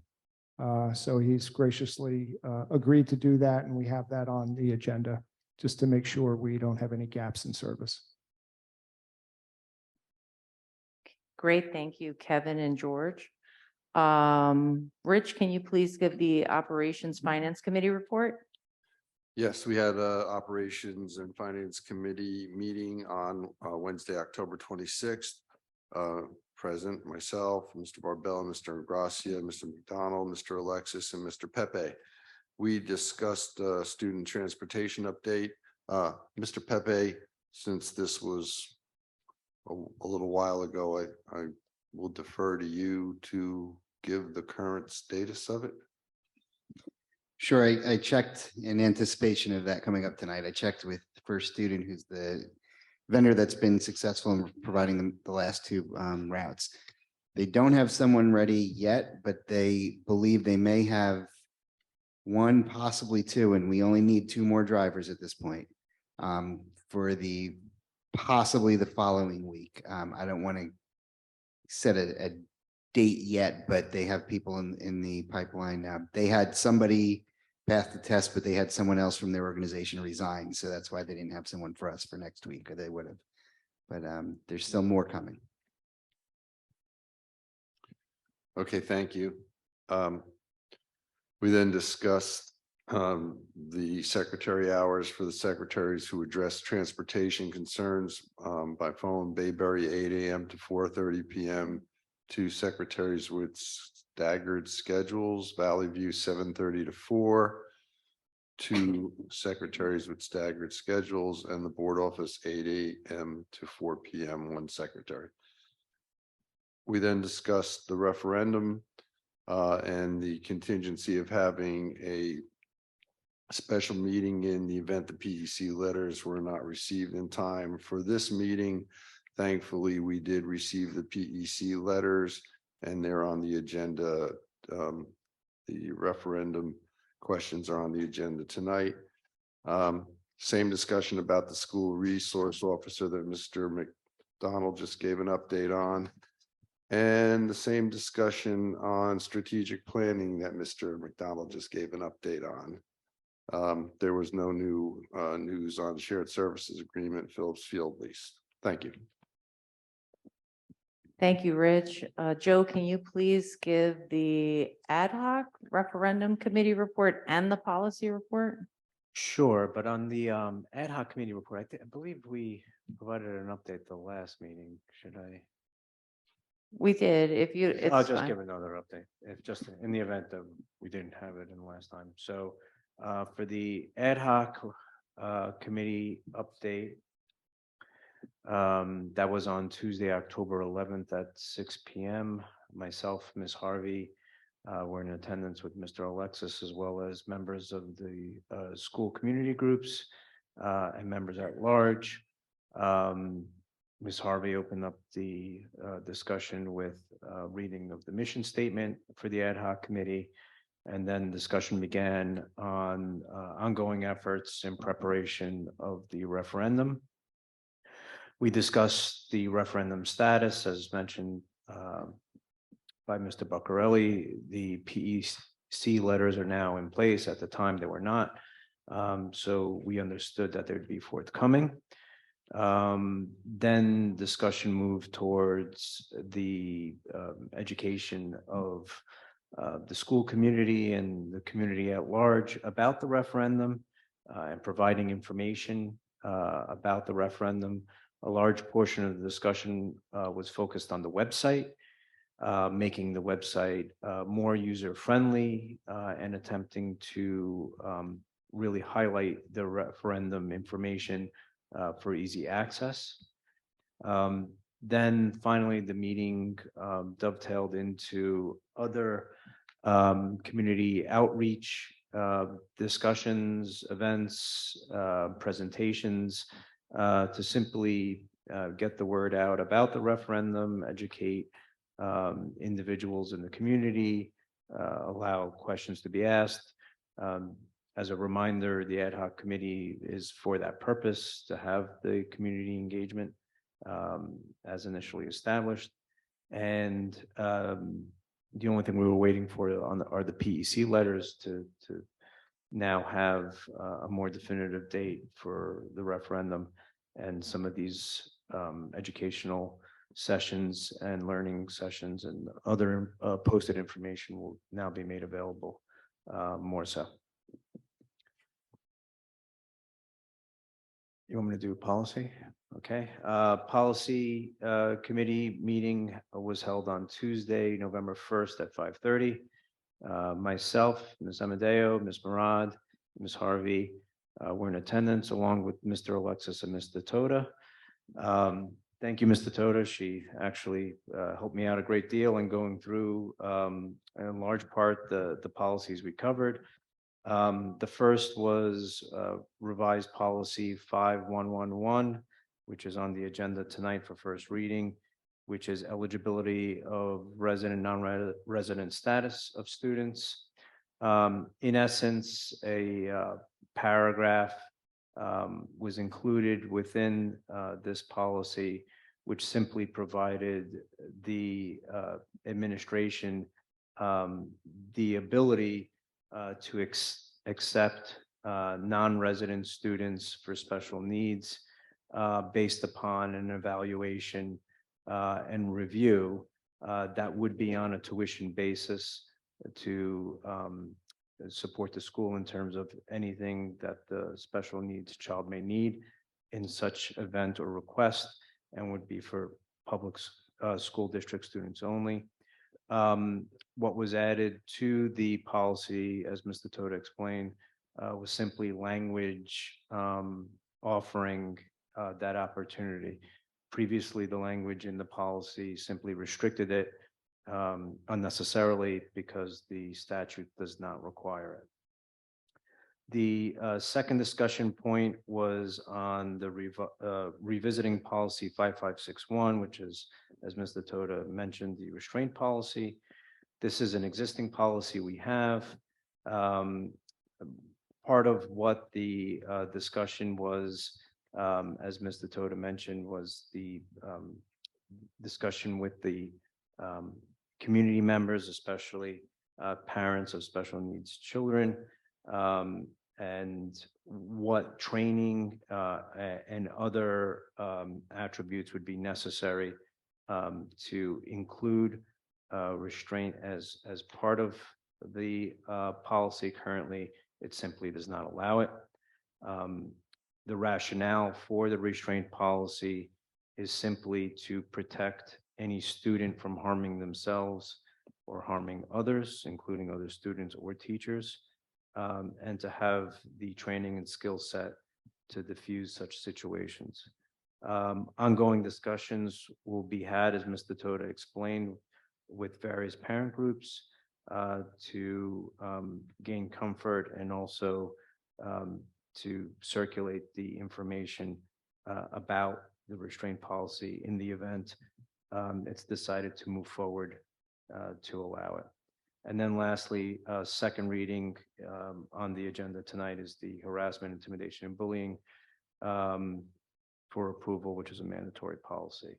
And as mentioned by Mr. Buccarelli and Mr. McDonald, also the strategic plan and the referendum were discussed. Thanks, Joe. Jen, can you please give the curriculum committee report? Yes, the curriculum committee met Wednesday, November 2nd at 5 p.m. Present myself, Ms. Amadeo, Ms. Sidvani, Mrs. Harvey, Mr. Alexis, Mrs. Kidd, and Mrs. Fickner. Meeting adjourned at 6:30. We spent most of our meeting with the administration giving us an overview of the presentation that we all just watched this evening, and the committee offered feedback and suggestions for the delivery of the presentation. Mrs. Fickner provided us with an update on clubs and activities that are on the agenda tonight for approval. She also mentioned a possible sports activity sponsored by the PTO. We discussed the strategic plan and referendum discussion and item for board approval, the Bayberry Adoptive Family Program. The committee was in favor of this third grade initiative to provide gifts for underprivileged families during the holiday season, and there was no new business. Thank you, Jen. Board liaison reports. Kevin, is there anything as the legislative liaison? Nothing has been signed since our last meeting, so there's a bunch of stuff coming up, but I should have an update for the next meeting. Okay, great. Thank you. Jen, anything for Somerset County Ed Services Commission? Not this month, I think next month. Hey, Amber, is there anything for Somerset County School Boards Association? Yes, the Somerset County School Board Association met on October 20th at the Trade Winds Restaurant, which is located at the Somerset County Votech High School. I encourage all other board members to attend the meeting because they're finally in person and the food and service is great. The NJSBA announced a platform for members called Higher Logic, where members can share insight and ideas. There is a seminar on December 1st for new elected members where they can be mentored and supported. New school security measures, critical mapping data, and the need to have a plan to adequately respond to any emergencies were addressed. They spoke about staffing shortages and how they plan to address it, such as eliminating teacher requirement for enhanced teacher pipeline, loan redemption programs, possibly. Then they moved on to addressing the school buses, which they were thinking if they move towards smaller type S school buses, which will allow non-CDL drivers to drive school buses.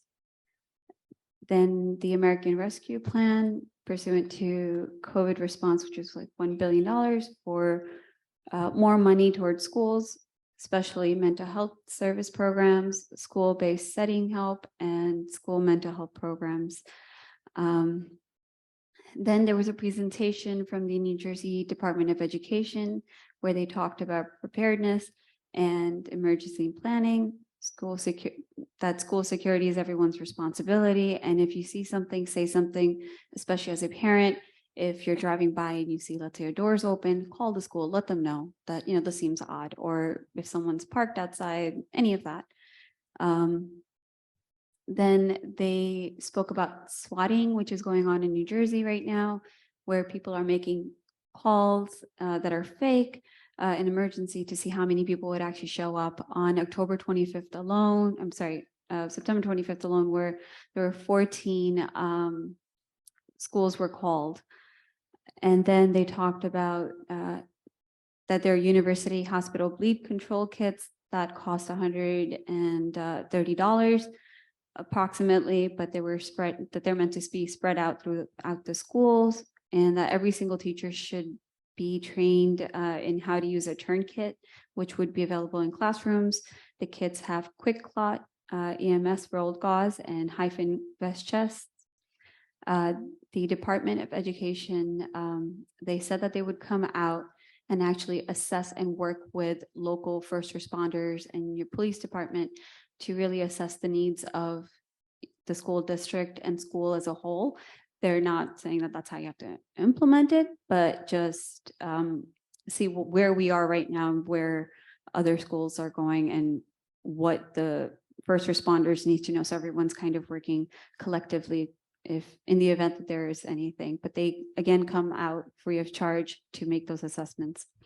And they encourage that threat assessments need to be made before it becomes a threat, that 100% of people involved in school shootings or any of that exhibited concerning behaviors prior to the attack. So identify the person of concern, gather the information, investigate, assess person and situation, manage the person and situation, and then try to figure out what support that they can get. These are the topics that were talked. It was a very informative session. So again, please do attend one of them. Thank you. Thank you. And there's no New Jersey School Boards Association update, so we'll move on to community engagement. Is there any update from the PTO? Is there anybody here from the PTO? Okay, we'll move on to WEF. Anyone here from WEF to give an update?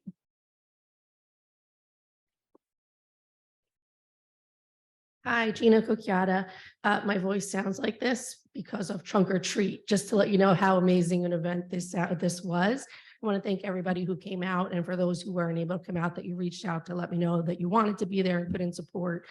Joe Barbella was there hosting a trunk, as was Danielle Amadeo. We really, really appreciate when you guys come out. And thank you, Dory, also for coming out to making yourself available to answer questions for the referendum.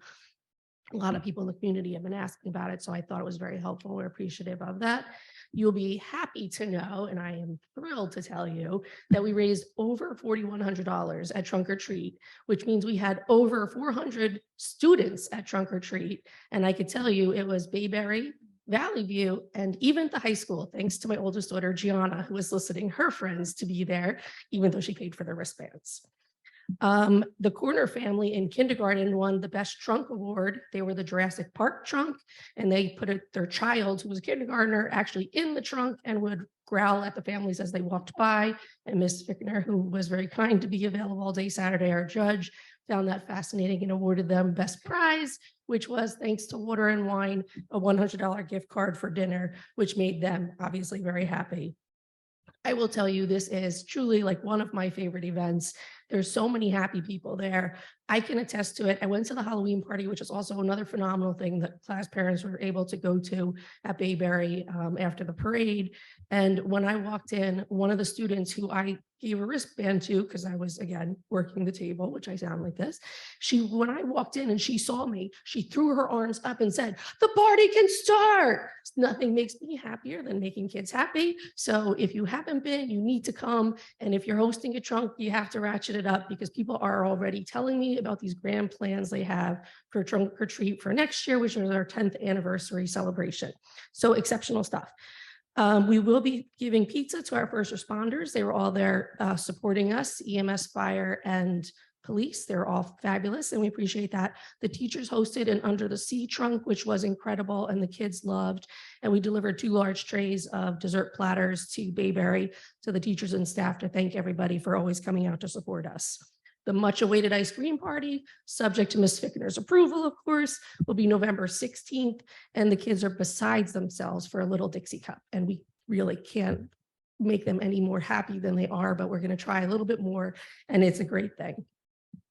I also want to thank, although I'm not sure who's here, if anyone, there were various people who were running for town positions who also hosted trunks. And even though they were not giving out political materials, we appreciate them being there, because people in the community want to talk to them. And the more trunks there are, honestly, the more phenomenal the event is, because the kids just love going up to the cars.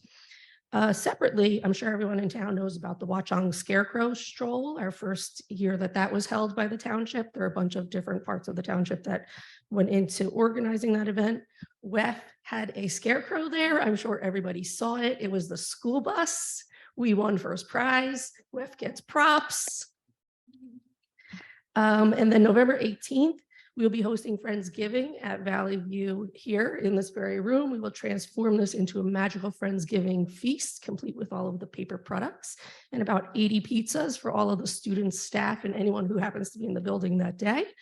And last but not least, the Halloween party. I just wanted to mention Baxter actually did make an appearance at Miss Pine's class, and the children were bedazzled with excitement when the door opened and Miss Pine shushed them and said, "Baxter's here, everyone." And they immediately ran to their seats like good little soldiers. And the dog paraded by each one of them, and he just pet them gently in his little hot dog costume. So they love it. You guys are doing an exceptional job. Thank you for doing all that you do and for all the time you put in and dealing with all the problems that we have to try to make everything better every day. And Amber, you were there as well, trunk or treat. Thank you for being there. Thanks. Thank you. Is there anyone here from CPAG to give an update? No? Okay, I'm going to move on to comments from the public on agenda items. We welcome input from the public. There are 2 times during the meeting when the public is invited to speak. The first opportunity to comment on agenda items only is now. The second opportunity for public comment is towards the end of the meeting. Total time allotted for public comment is 30 minutes. Before you make your comment, please state your name and municipality of residence. In the event it appears the public comment portion of the meeting may exceed 30 minutes, the presiding officer may limit each statement made by a participant to 3 minutes duration. Our public forums are not structured as a question and answer session, but rather are offered as opportunities to share input with the board. In instances where the board feels a response is needed, the presiding officer or superintendent will address the comment. New Jersey statutes do not permit the board to discuss personnel or hiring in public session. Names of students should not be used. Members of the public should consider their comments in light of legal rights of those affected and identified in their comments, and may be aware that they are personally legally responsible with potential liability for comments that they make to the board. The board shall not be held liable for comments made by members of the public. Is there anyone who would like to make a comment on agenda items?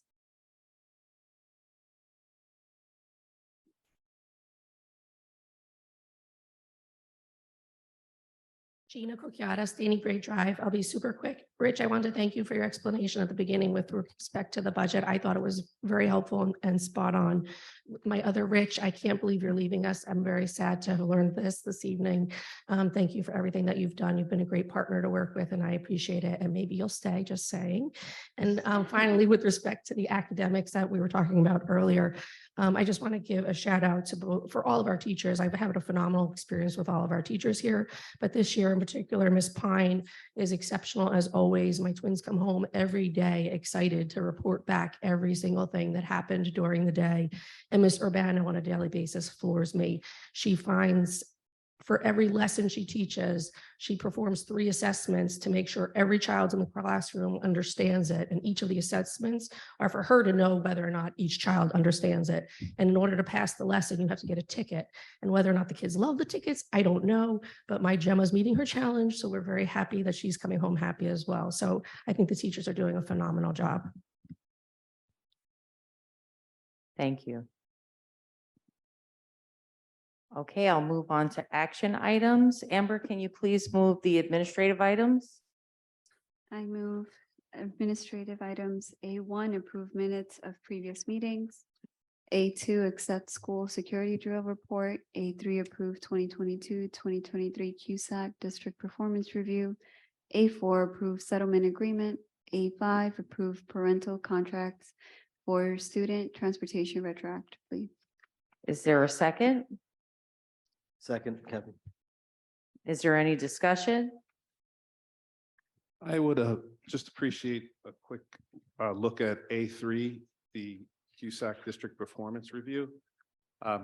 It's been explained already that there'll be monthly meetings and leading up to our final review, but or audit. But if perhaps Mr. Alexis, if you could just explain briefly the document that we have, this 30-page spreadsheet, and what it is that we're voting on here. It's a state-produced document that identifies all of the requirements that the executive county superintendent and his team will ask for and look at. And so they give it to you in advance, and then you have an idea of what you need to be ready with. Thankfully, this is the second time we're going through this. And we were able to assess in a very positive way the current state of the district in terms of CUSAC. So yeah, we were happy with the results that we were able to produce here. So the 30-page document here there's a point value associated with the various sections and descriptions here. And then there's a column where we provide a score for ourselves now that we're submitting. And then at some point in the future, we will get a score back after a full review. Correct. And so right now at this, the bottom of the last page, it's a total of 100 points. Yes, there's 100 points for each of the 5 indicators, but you'll notice on the instruction and program one, there are only 40 points that we fill out. The other points are assigned to us based on state data that they assign to us. Yes. Okay, so right now, what we're submitting or what we're voting to approve here, we're showing 100%, or is there? I know some of them are left blank. Basically, yes, some of them we've met all of the zeros. indicators Right. So based we're on showing our like assessment. we're putting in our score being 100 out of 100 possible in all categories. Exactly what's in the documents, yes, that you have before you. Thank you.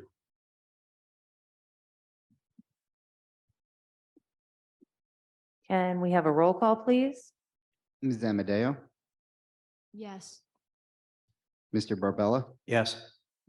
Mr. Buccarelli, Yes, except with respect to the executive session on October 13th, I abstain. Mr. Pepe, also I need to, as I did last time, abstain from A5 for rental contracts. Okay, give me one second. So for Mr. Buccarelli's abstention, I'm gonna have to split A1 into two parts. Because A1 has the regular minutes and it has the executive. I'll make it session. easy. I'll abstain from both. Okay, if anyone else would like to. abstain from I one, did do. watch the meeting, but I will abstain from both. Okay. Thank you for making my records easier to follow.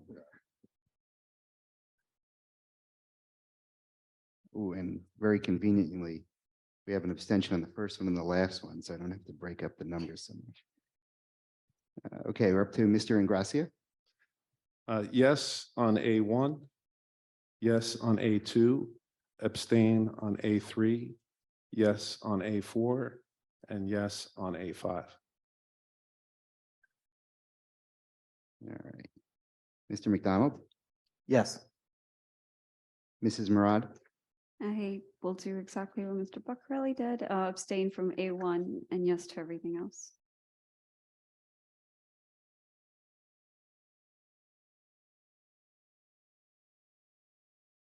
Ms. Sedvani, Mrs. Sharf, Yes. Mrs. Harvey. Yes. Okay, all motions received enough yes votes. All motions passed. Okay, Kevin, can you please move personnel items? Yes, I move personnel items B1, accept resignation, B2, accept resignation, B3, appoint Valley View custodian, B4, approve medical leave, B5, adjust administration and non-affiliated staff salaries revised, B6, appoint staff for ARP ESSER 3 funded activities, B7, appoint Valley View co-curricular revised, B8, appoint Bayberry co-curricular, B9, appoint before and after care staff revised. And, sorry, two more. B10, approve business office consultant, and B11, appoint Bayberry Elementary School special education teacher. Is there a second? Second. Any discussion? I have a quick question, Mr. Pepe, for B6, for the ESSER grant money. I do these hourly rates and what they're for the activity that they'll be funded for, do they meet the criteria for spending the ESSER funds? Because Sorry. isn't it for social and emotional learning? Yes, so this was actually already approved by the state, the grant. This was part of our amendment to the grant that was approved by the board. Previously, we submitted to the state and it's been accepted. So yes. Thank you. The state determined it meets the requirement. Thank you. Roll call, please. I'm sorry, Ms. Amadeo, Yes. Mr. Barbella, Yes. Mr. Buccarelli, Yes. Mr. Ingracia, Yes. Mr. McDonald, Yes. Mrs. Murad, Yes. Ms. Sedvani, Mrs. Sharf, Yes, and with sadness and regret to A1. B1. Yeah. Mrs. Harvey. Yes. Okay, motion's passed. Rich, can you please move operation items? Yes. I'd like to move item C1, approve payment of bills, item C2, approve transfer of funds, item C3, accept financial reports. Item C4, authorize actions in connection with proposed school facilities projects.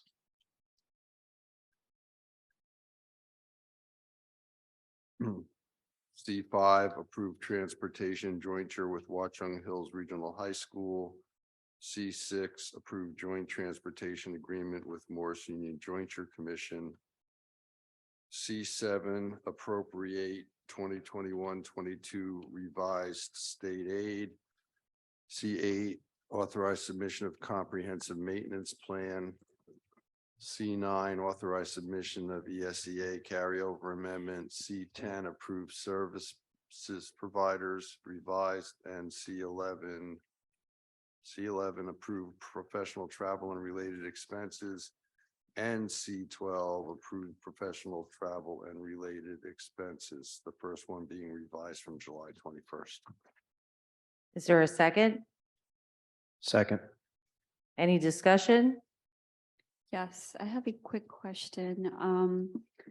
For C4, not only did I receive this information a little bit late just to review it, I don't think I had enough time, but at a quick glance, Mr. Pepe, it says for item E on it, final eligible cost and local support, a district may not seek approval of the local support, for example, school bonds, lease purchase, etc., for the school facilities project until the department has notified the district of the FEC for the project, which is the final eligible cost. Also, no school facilities project may be constructed unless if there is a local support amount, such as local support has received approval as set forth, and so on and so forth. In passing C4, where do we stand with the final eligible costs? Will we receive it prior to December 13th? And is that a given or? Yes, so the process is, once we receive the PEC letters, we have 30 days to appeal if we disagree with the findings. So as long as we don't send an appeal letter by 30 days from today, the FEC letters will automatically be generated and they will automatically be identical to the PEC letters with the exception of the preliminary becomes final. So Okay. yes, we'll have them by December 2nd. Okay. Right. But by passing this, aren't we doing it ahead of time? No, this is this is the board approving the questions that we would like to put to the voters. This motion has to be passed with enough time for us to give bond counsel the opportunity to then submit this to the county elections board by 19 days prior to the special election. The timeframe for the FEC and even for the voter approval has more to do with selling of the bonds. So we can't sell the bonds until we have the voter approval, the FEC and all that. But this, we've reviewed this with bond counsel and we definitely are compliant with this tonight. Okay.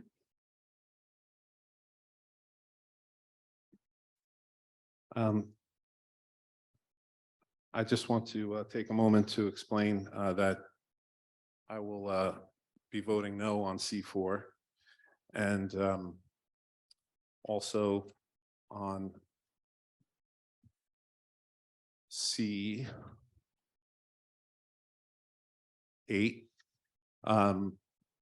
There are different line items here. I think there is some relationship, however, and while I did appreciate Mr. Boccarelli taking the time to explain his thoughts and some information on school finance. I think that, starting with C2 to get 6-7 page letters from the state of New Jersey Department of Education afternoon today and be voting on them. We really didn't put it on the agenda till about 5 o'clock tonight. And so just from a, respecting the public's ability to follow the agenda, I think it's a mistake. Really, the push is to have it where the referendum is being voted on in December, which was not popular with many residents when the last referendum failed. And so I really don't see the point of rushing it. I don't see a benefit to voting on something that we just received this afternoon. I also took note of the letters being preliminary and not the final. And as Amber mentioned, there is right above the signature line from the director of Office of School Facilities Projects. It says that the district may not seek approval of the local support until they get the final letter. So Mr. Pepe's explained that to some extent. But you also have on the the page before that or 2 pages before that. For each, it's on all 6 of these 7-page letters that the district's aid percentage as defined in section 3 is 0%. So that's bold underline 0%. So I'm sure there's another explanation for that too. We don't have bond counsel here. We don't have any consultants here. And that's another reason why I don't think it's appropriate to move forward on this at this time, at this meeting. We had a plan in place that if, again, not my thought to have a referendum in December, but for those that wanted it, there was still an avenue to have a special meeting where we could have bond counsel and other consultants if needed present at the meeting. So I think that this is a mistake to vote on this tonight, and I'll be voting no.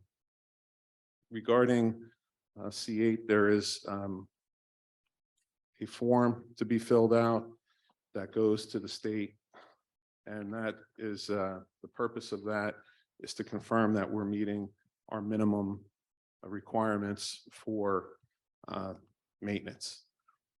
And, you know, I think that's out of Mr. Buccarelli's comments earlier in the meeting is where I think we differ quite a bit in that when I came on the board and I read the facilities assessment for both schools, there were a lot of items on there that hadn't been addressed since the assessment was written years ago. And I saw that many of them were well within our means, and it would have been quite efficient to address some of those items right away. And whether they were in the referendum or not, there's just certain things that I don't think should have waited that many years and are still left unattended to. And that includes things like school security. You know, you can look at neighboring districts like Long Hill Township. They had a presentation in September where they had a multi-page slideshow of with all the photos of all the projects that they completed over the summer. And that's commonly what is done. You take care of these maintenance projects, large and small. Long Hills were mostly a lot of small projects, but similar to what we had on our facilities assessment. So we haven't been addressing those, and that's when you see what the cost would be for some of those, it really is really shameful with over $1 million capital reserve not to address some of these issues. And even items that were in the referendum, we had some major dollar amounts on those line items. Some were found to be completely wrong, from things like HVAC line items with over 100%, from $1 million that came down to $1 million that was $2 million for chillers. But there were other things that it became apparent, like the pass-through windows, the access windows in the school entrances that would have enhanced security that we didn't do this summer. And it would have been, I think, well within our means and should have been done. But as it pertains to the specific agenda item, within NJCA 6A:26-1.2, it defines capital maintenance and routine maintenance. Capital maintenance in this definition means maintenance intended to extend the useful life of a school facility, including upgrades and replacements of building systems such as structure, enclosure, mechanical, plumbing, and electrical systems, and can be considered to constitute to be a part of the school facilities project. The engineer's report was referenced by Mr. Buccarelli. That report showed that at Valley View, there was a contractor brought in to review the controls, the actuators within the unit ventilators. They fixed them, and it says right in the report, no further issues were reported. I asked, why can't that be done at Bayberry? And I still haven't gotten an answer. It's basically that we're not doing anything. Beyond, you know, very, very little, let's just say, because we wanted that first referendum and now we want the second referendum. So we're not doing basic, you know, maintenance because of just keep waiting for a referendum that unfortunately is coming out at a higher number than the one that failed. Then we have routine maintenance That means in this definition from NJCA, means contracted custodial or janitorial services, expenditures for the cleaning of a school facility or its fixtures, the care and upkeep of grounds or parking lots, the cleaning of or repairs and replacements to movable furnishings or equipment, or other expenditures that are not required to maintain the original condition over the school's facility's useful life. Routine maintenance is not an eligible cost of a school facilities project. So this is, I submitted this question ahead of time through the operations committee well in advance of this meeting. The answer was basically that this has not been called out as a problem before by the county. But I'm just looking at the requirements of the statutes, the regulations that are right on the form. And it says that the plan shall incorporate the requirements as applicable. The plan shall not include activities for capital maintenance or routine maintenance. So when you look at our report that we're submitting, it's basically showing a generic list of potential maintenance projects, and then it shows a list that's appears to be a lot of cleaning supplies, custodial work, that the same definitions in the 6A:26 1.2 that shouldn't be included in the form. So I just don't have confidence that the form is completed according to that statute, whatever the county's disposition has been on it in previous submissions. So I don't feel comfortable voting yes on that. And that's why I'll be voting no on that. I do think that as a district, we do need to have a plan for if this referendum fails. I think that was part of the problem after the first referendum failed. Now we're coming out with a larger referendum than the one that was rejected. And I think that we need to plan for addressing things that have been lingering for years that could be corrected well within our means. And yes, we do have to address building up the capital reserve, things like that, but we can't go into December or January with no plans. And even if the referendum passes, a lot of this equipment wouldn't be coming in until the summer of 2024, things like that.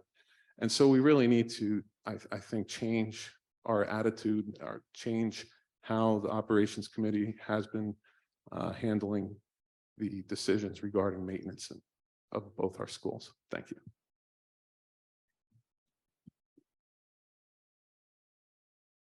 I actually had a question for you, Rich. Pepe, sorry. Just want to make sure, because we got two Riches here.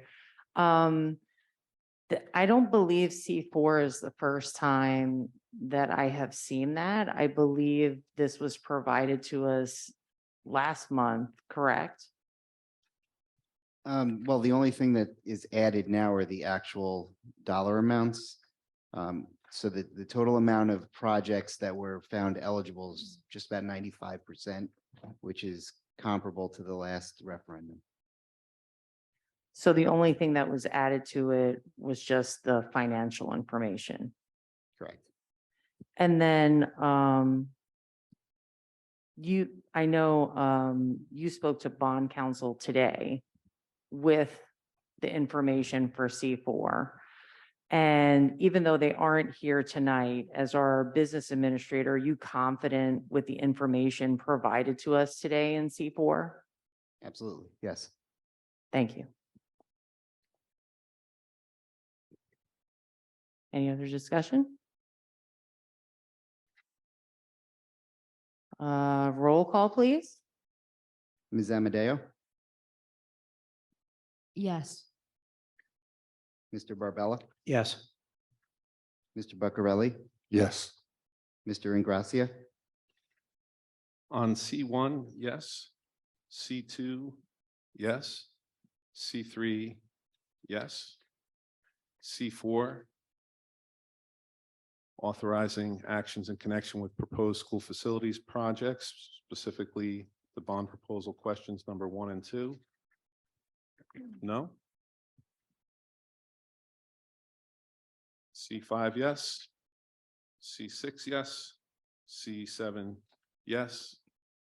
C8, authorize submission of comprehensive maintenance plan in Form M1, no.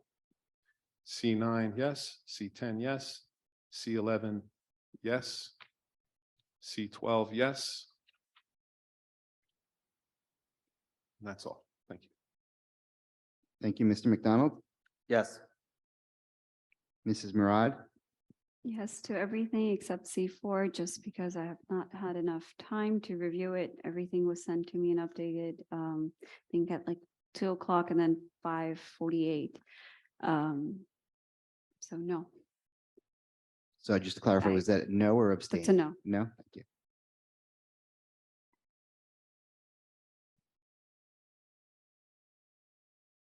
Ms. Sedvani? Mrs. Sharf? Yes. Mrs. Harvey? Yes. Motion's passed. Okay, Jen, can you please move curriculum items? Yes, I move D1, approve 2022, 2023 student event and fundraisers at Bayberry School. Is there a second? Second. Is there any discussion? Roll call, please. Ms. Amadeo? Yes. Mr. Barbella? Yes. Mr. Buccarelli? Yes. Mr. Ingracia? Yes. Mr. McDonald? Yes. Mrs. Murad? Yes, Ms. Sedvani? Mrs. Sharf? Yes. Mrs. Harvey? Yes. Motion passes.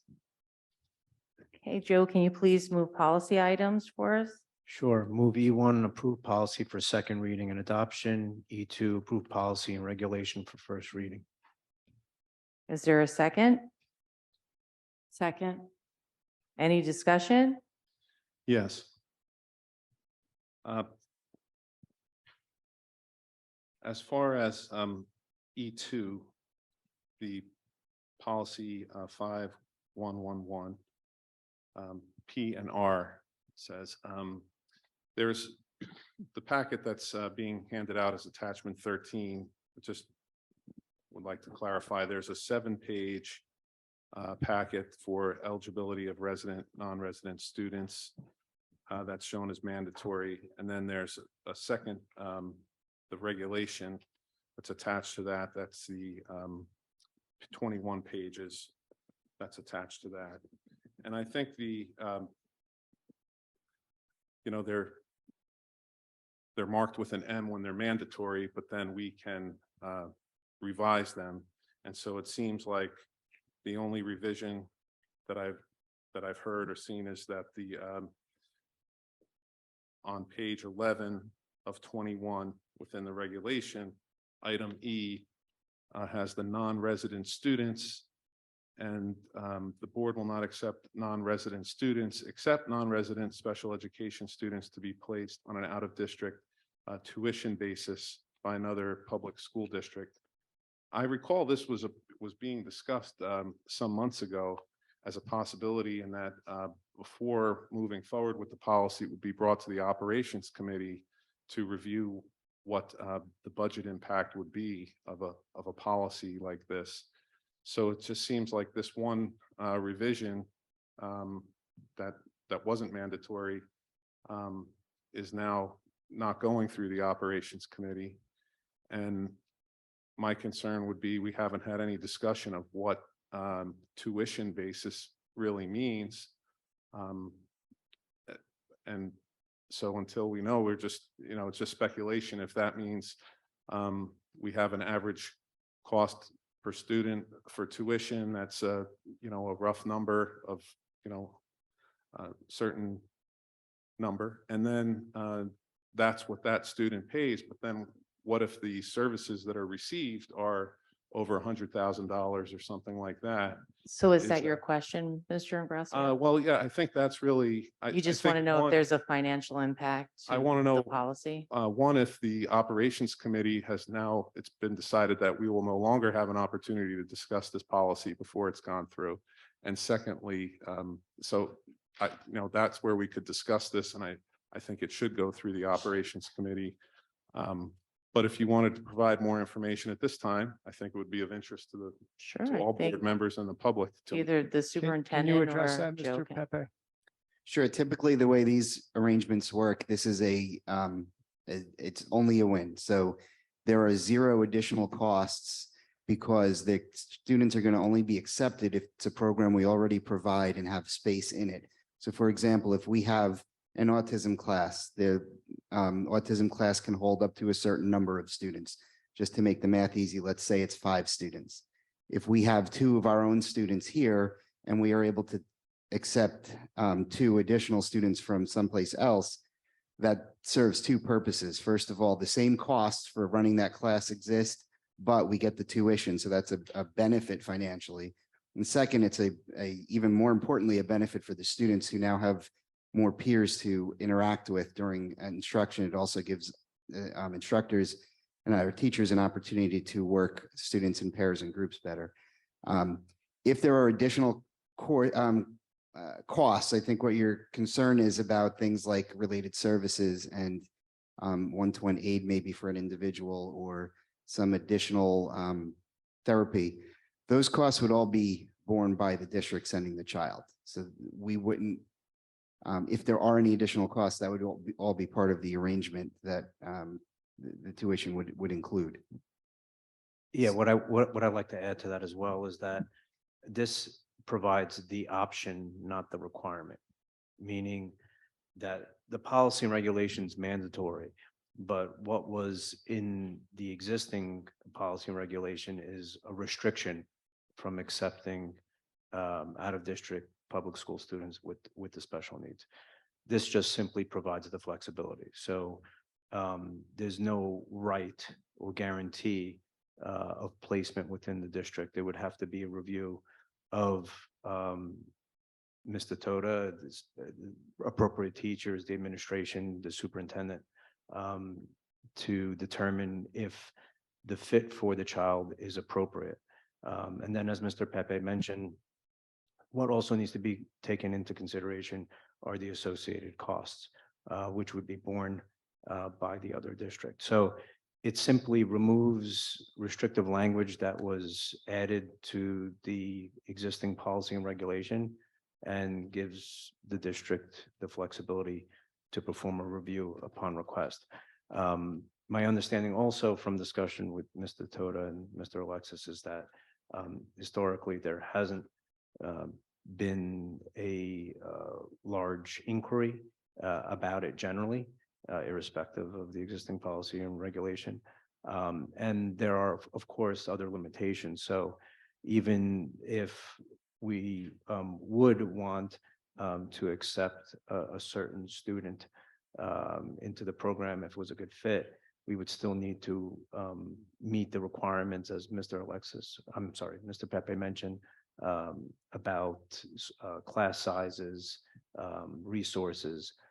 So basically everything would need to be in place to ensure that the child was taken care of, it was the appropriate environment, and then of course all the resources are available. And let me just also add that the language indicates that we accept out-of-district placements by another public school district. These are not parental placements or other types of placements. It would come from another public school district, and the child study team in that home school district would be in charge of overseeing the student. And Mr. Alexis, if I may add, it simply comes down to sometimes, right, if another district may have a student, let's say in kindergarten, that has a certain need, and that district's not offering that program, and perhaps we may have 2 students in our kindergarten here who have that need, it's very beneficial that way, because that district may have a larger amount of children in 3rd grade who have that need, but they may not want to run, and stop me if I'm wrong, they may not want to run that class for just 1 student. So it is very beneficial. That could happen, yes. Well, I think that it's interesting to, and it's good to have that information, but I think that there's still it would be helpful to have something in writing to show exactly how those costs are borne by our district or from the sending district. I think we've had some examples here of, and I'm not sure how this would work with them. Is there any restriction or cap on what they would cover, or do they just cover whatever bill we send them? You know, because I think that there could be some disagreement at times if that's the case. We've had, you know, over the last couple of years, aides in the preschool, other, you know, cases that were from an agency that we were paying a certain amount for. And then it was decided that those same people would be, the same individual would have be put on a full benefits package program, and the cost of that maybe have exceeding what it would cost to hire teachers to reduce class sizes. So I'm just very, you know, concerned that we fully review all the stipulations and any cost impacts that could result from a policy like this. So that's my my reason that I'll abstain on that particular. Mr. Pepe, is there any cost impact to our district for this policy? No, only potential revenues. Sounds pretty good. Is there any other discussion? Okay, roll call, please. Ms. Amadeo, Yes. Mr. Barbella, Yes. Mr. Buccarelli, Yes. Mr. Ingracia, Yes on E1, abstain on E E2. Mr. McDonald, Yes. Mrs. Murad, Yes. Ms. Advani, Yes. Mrs. Sharf, Yes. Mrs. Harvey, Yes. motion's passed. Okay, I didn't receive any requests from any board members for any other business, so we're going to go into comments from the public. This is on any item, so please just remember to state your name and municipality of residence.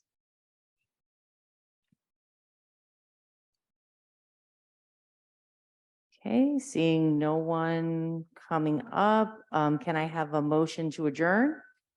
Motion. Is there a second? Second. Any discussion? All in favor, say aye. Aye. Aye. Any opposed? Thank you for joining us this evening. This meeting is adjourned.